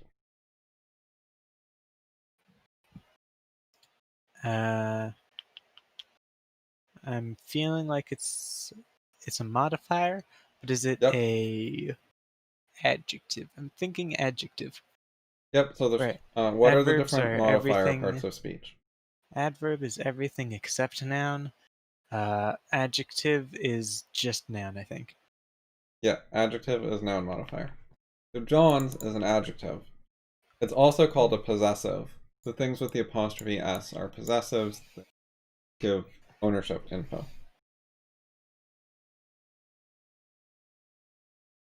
Okay, so back to I dislike John's smoking. Oop. Okay, and this is a non-finite. Non-finite.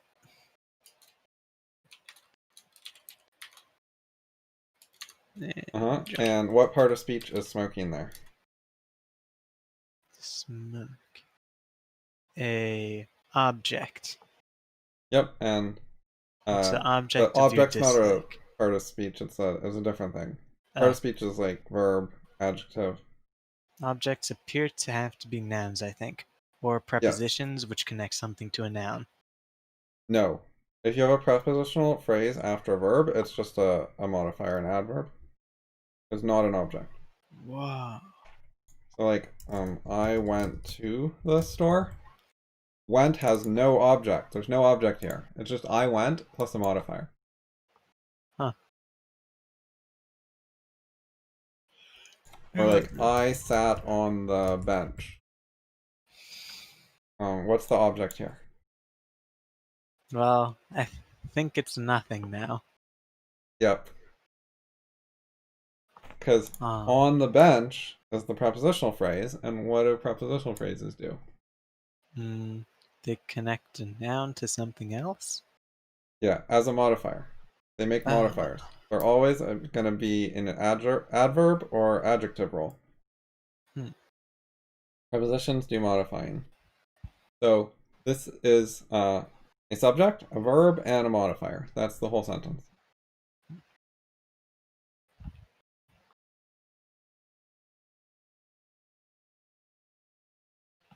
Subject, verb, and modifier. Everything.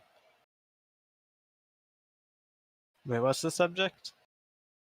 I did the sitting action. Okay. Yeah. Okay, so this is John's smoking. And he does the smoking? It's the same as I sat frequently. Frequently is not an object, it's an adverb. So it's what kind of satting you were doing? Or, wait, what? Yeah, close enough. It's not exactly a kind, it's a frequency, but whatever. The kind of satting I did was frequent satting.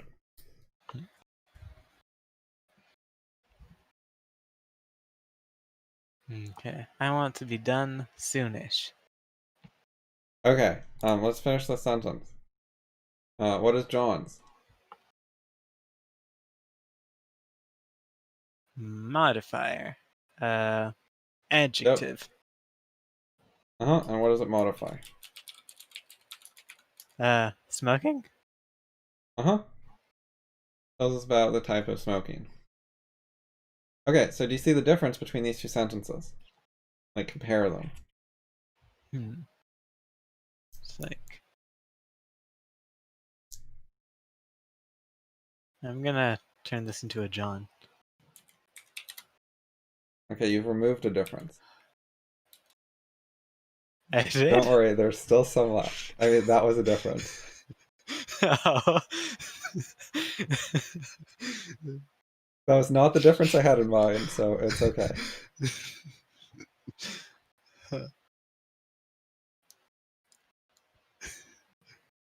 You've removed an irrelevant, distracting difference. You can focus on the important differences. Oh, hey! It looks like someone conveniently wrote down something.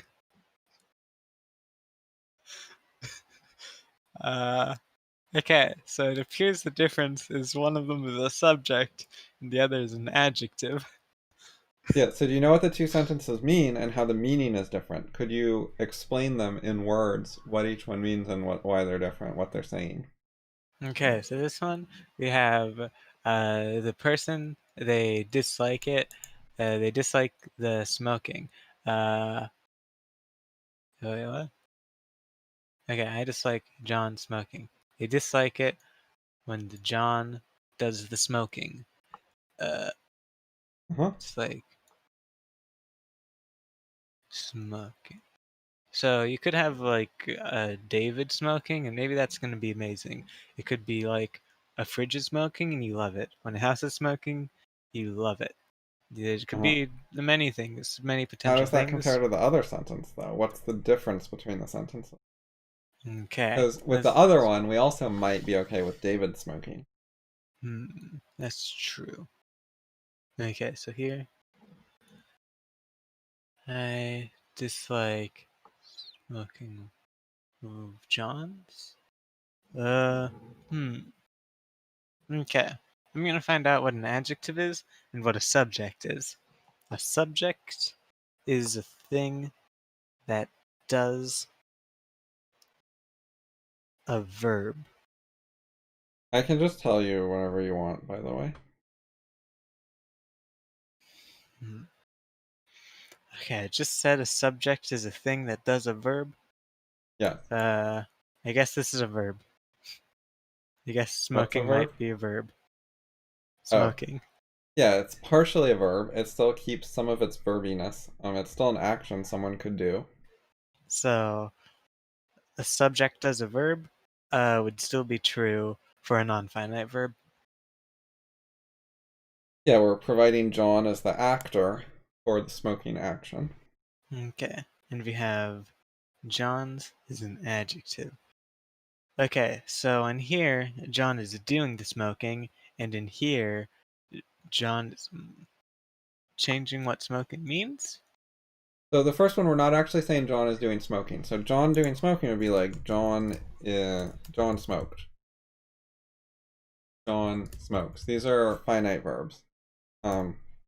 This one, non-finite, is I dislike the concept of smoking when the actor is John.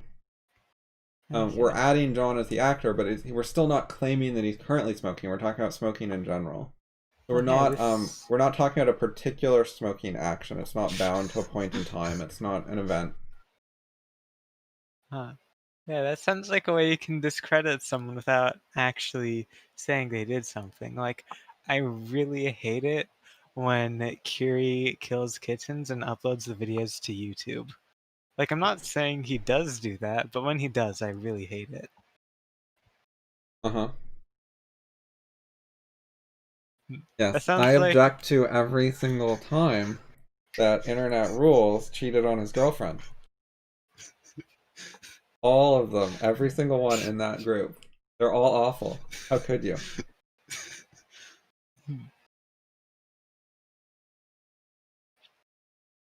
yeah, so that seems like a way you can discredit people without actually claiming they did something. It just makes it Yeah. seem like they did something. So, a little bit of bad news. I think people are onto you. You're not going to trick them. Oh.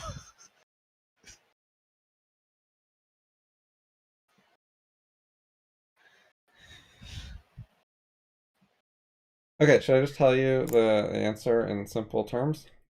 Yes. Okay, the first one is saying, I dislike smoking done by John. Second one is, dislike. Second one is, I dislike smoking owned by John. Oh. Done by John means he's the actor, and owned by John means he's the possessor. Hmm.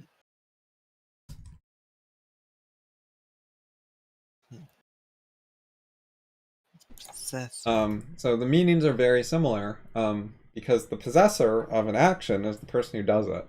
So it comes out really about the same. But there's a little bit of a difference. There's a nuance to it. Does this make sense? Hmm. I think so. It's like one is when he does the smoking, and the other is when he owns the smoking.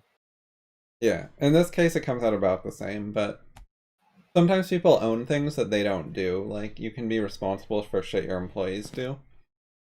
Hmm. And sometimes people do things they don't own. You could be manipulated by a puppet master, and it's totally not your fault, I guess.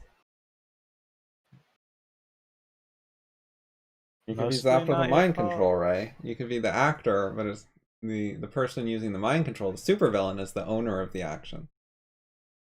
Hmm. You're just the pawn.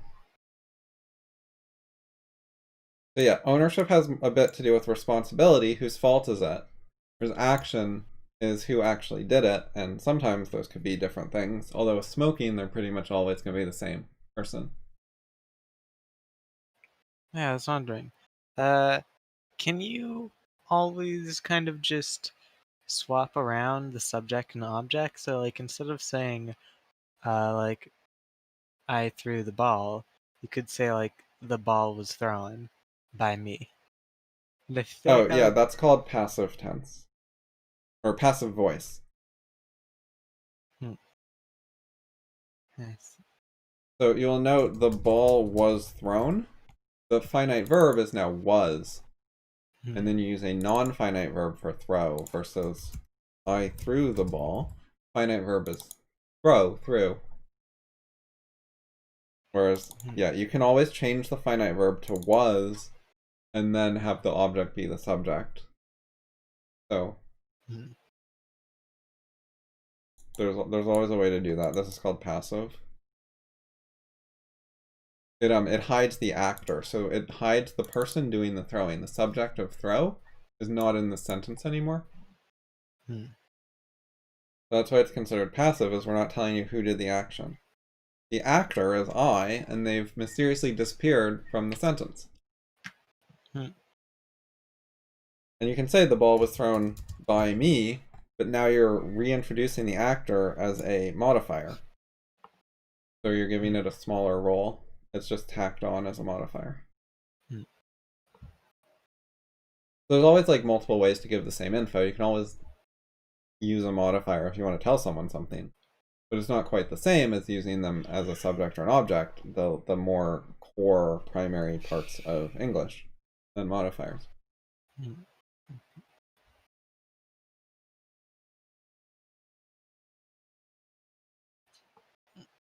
So the general rule of thumb with passive voice is don't use it.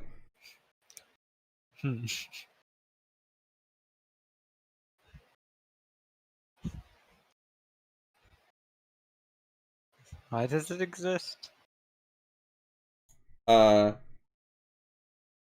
don't know, like, was already a word. Like, none of these words were added in order to let you use passive voice. It's just a different way of using existing words, I think. There's lots of ways you can use words that are, like, dumb. Passive voice is borderline. Like, it's actually useful sometimes, so that's why it's a thing. Sometimes people actually use it, and sometimes it's actually a good idea. Other times, not a good idea, but people use it anyways. Sometimes people do dumb things. But English does not, like, exclude all the bad sentences. There are many sentences that are grammatically valid, but you probably shouldn't say them. Ew, what are some that people use? Like, any sentence with 100 words in it.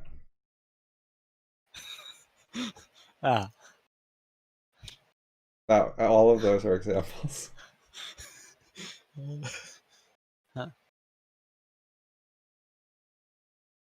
What Or if you like just sentences have with a double really... negatives. Usually a bad idea, but you're allowed to use double negatives. You can use triple negatives. You can use quintuple negatives. Grammar doesn't care.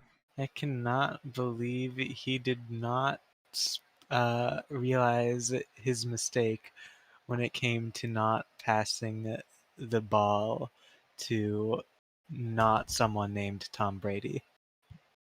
Yeah, that was a terrible sentence. Good job. So here's another one. It was very cold. Very is occasionally a good word, but a lot of times you should just delete that shit. Boring word. What if it's damn? That's a cool word. It's your edgy. editor doesn't want that one either. Oh. Well then he'll delete it for you. That was like a joke or something, I remember you talking about. Damn. Okay, so damn, it has two things. It's a cool word, and your editor will delete it for you. Sure. So it's just better than very? I don't know. I actually do use very more than damn, so. Maybe you should start using damn more. Probably not.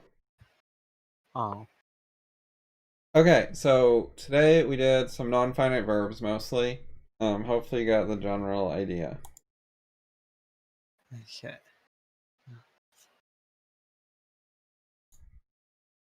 So you could read about implied words, and then we have sentences, analysis, examples. Is this supposed to be sentence analysis examples? I think it is. I'm gonna edit that. Okay. I'm gonna take a shower, and I'm gonna go to sleep. What is something I should think about with the finite verbs while I'm doing those things? I don't know, you could make up sentences with them or something. But you could try the rest of my sentences later and read the rest of part 3 sometime. What's the But yeah, main? I don't know. Okay, the main thing is like whether it's like the main verb in the sentence. Like, is it the verb that's doing something?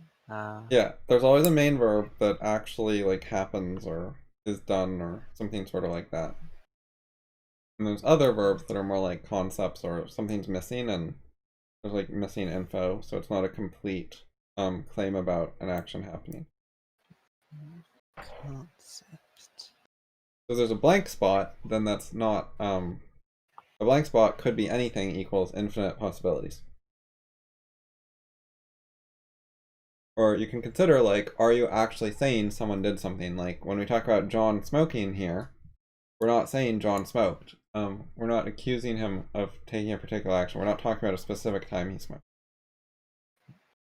Although you can make it more specific. You can say like, I dislike John smoking on Tuesday. Or I disliked John smoking on Tuesday, January 23rd, 1953. You can still you can throw in modifiers, but it doesn't change the grammar.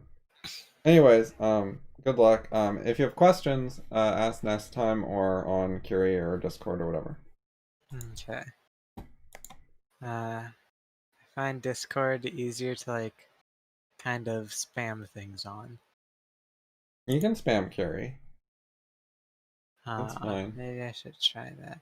Oh yeah, one thing I was thinking about was I feel like I might be worried about getting criticism from Curie. So one thing I could maybe practice is getting criticism from Curie, then ignoring it, but still posting anyway. That way I wouldn't Oh, have to worry about criticism.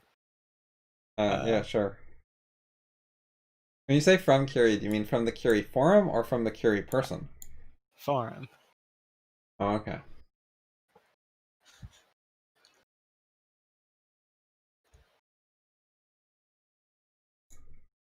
Okay, so later? Okay, bye.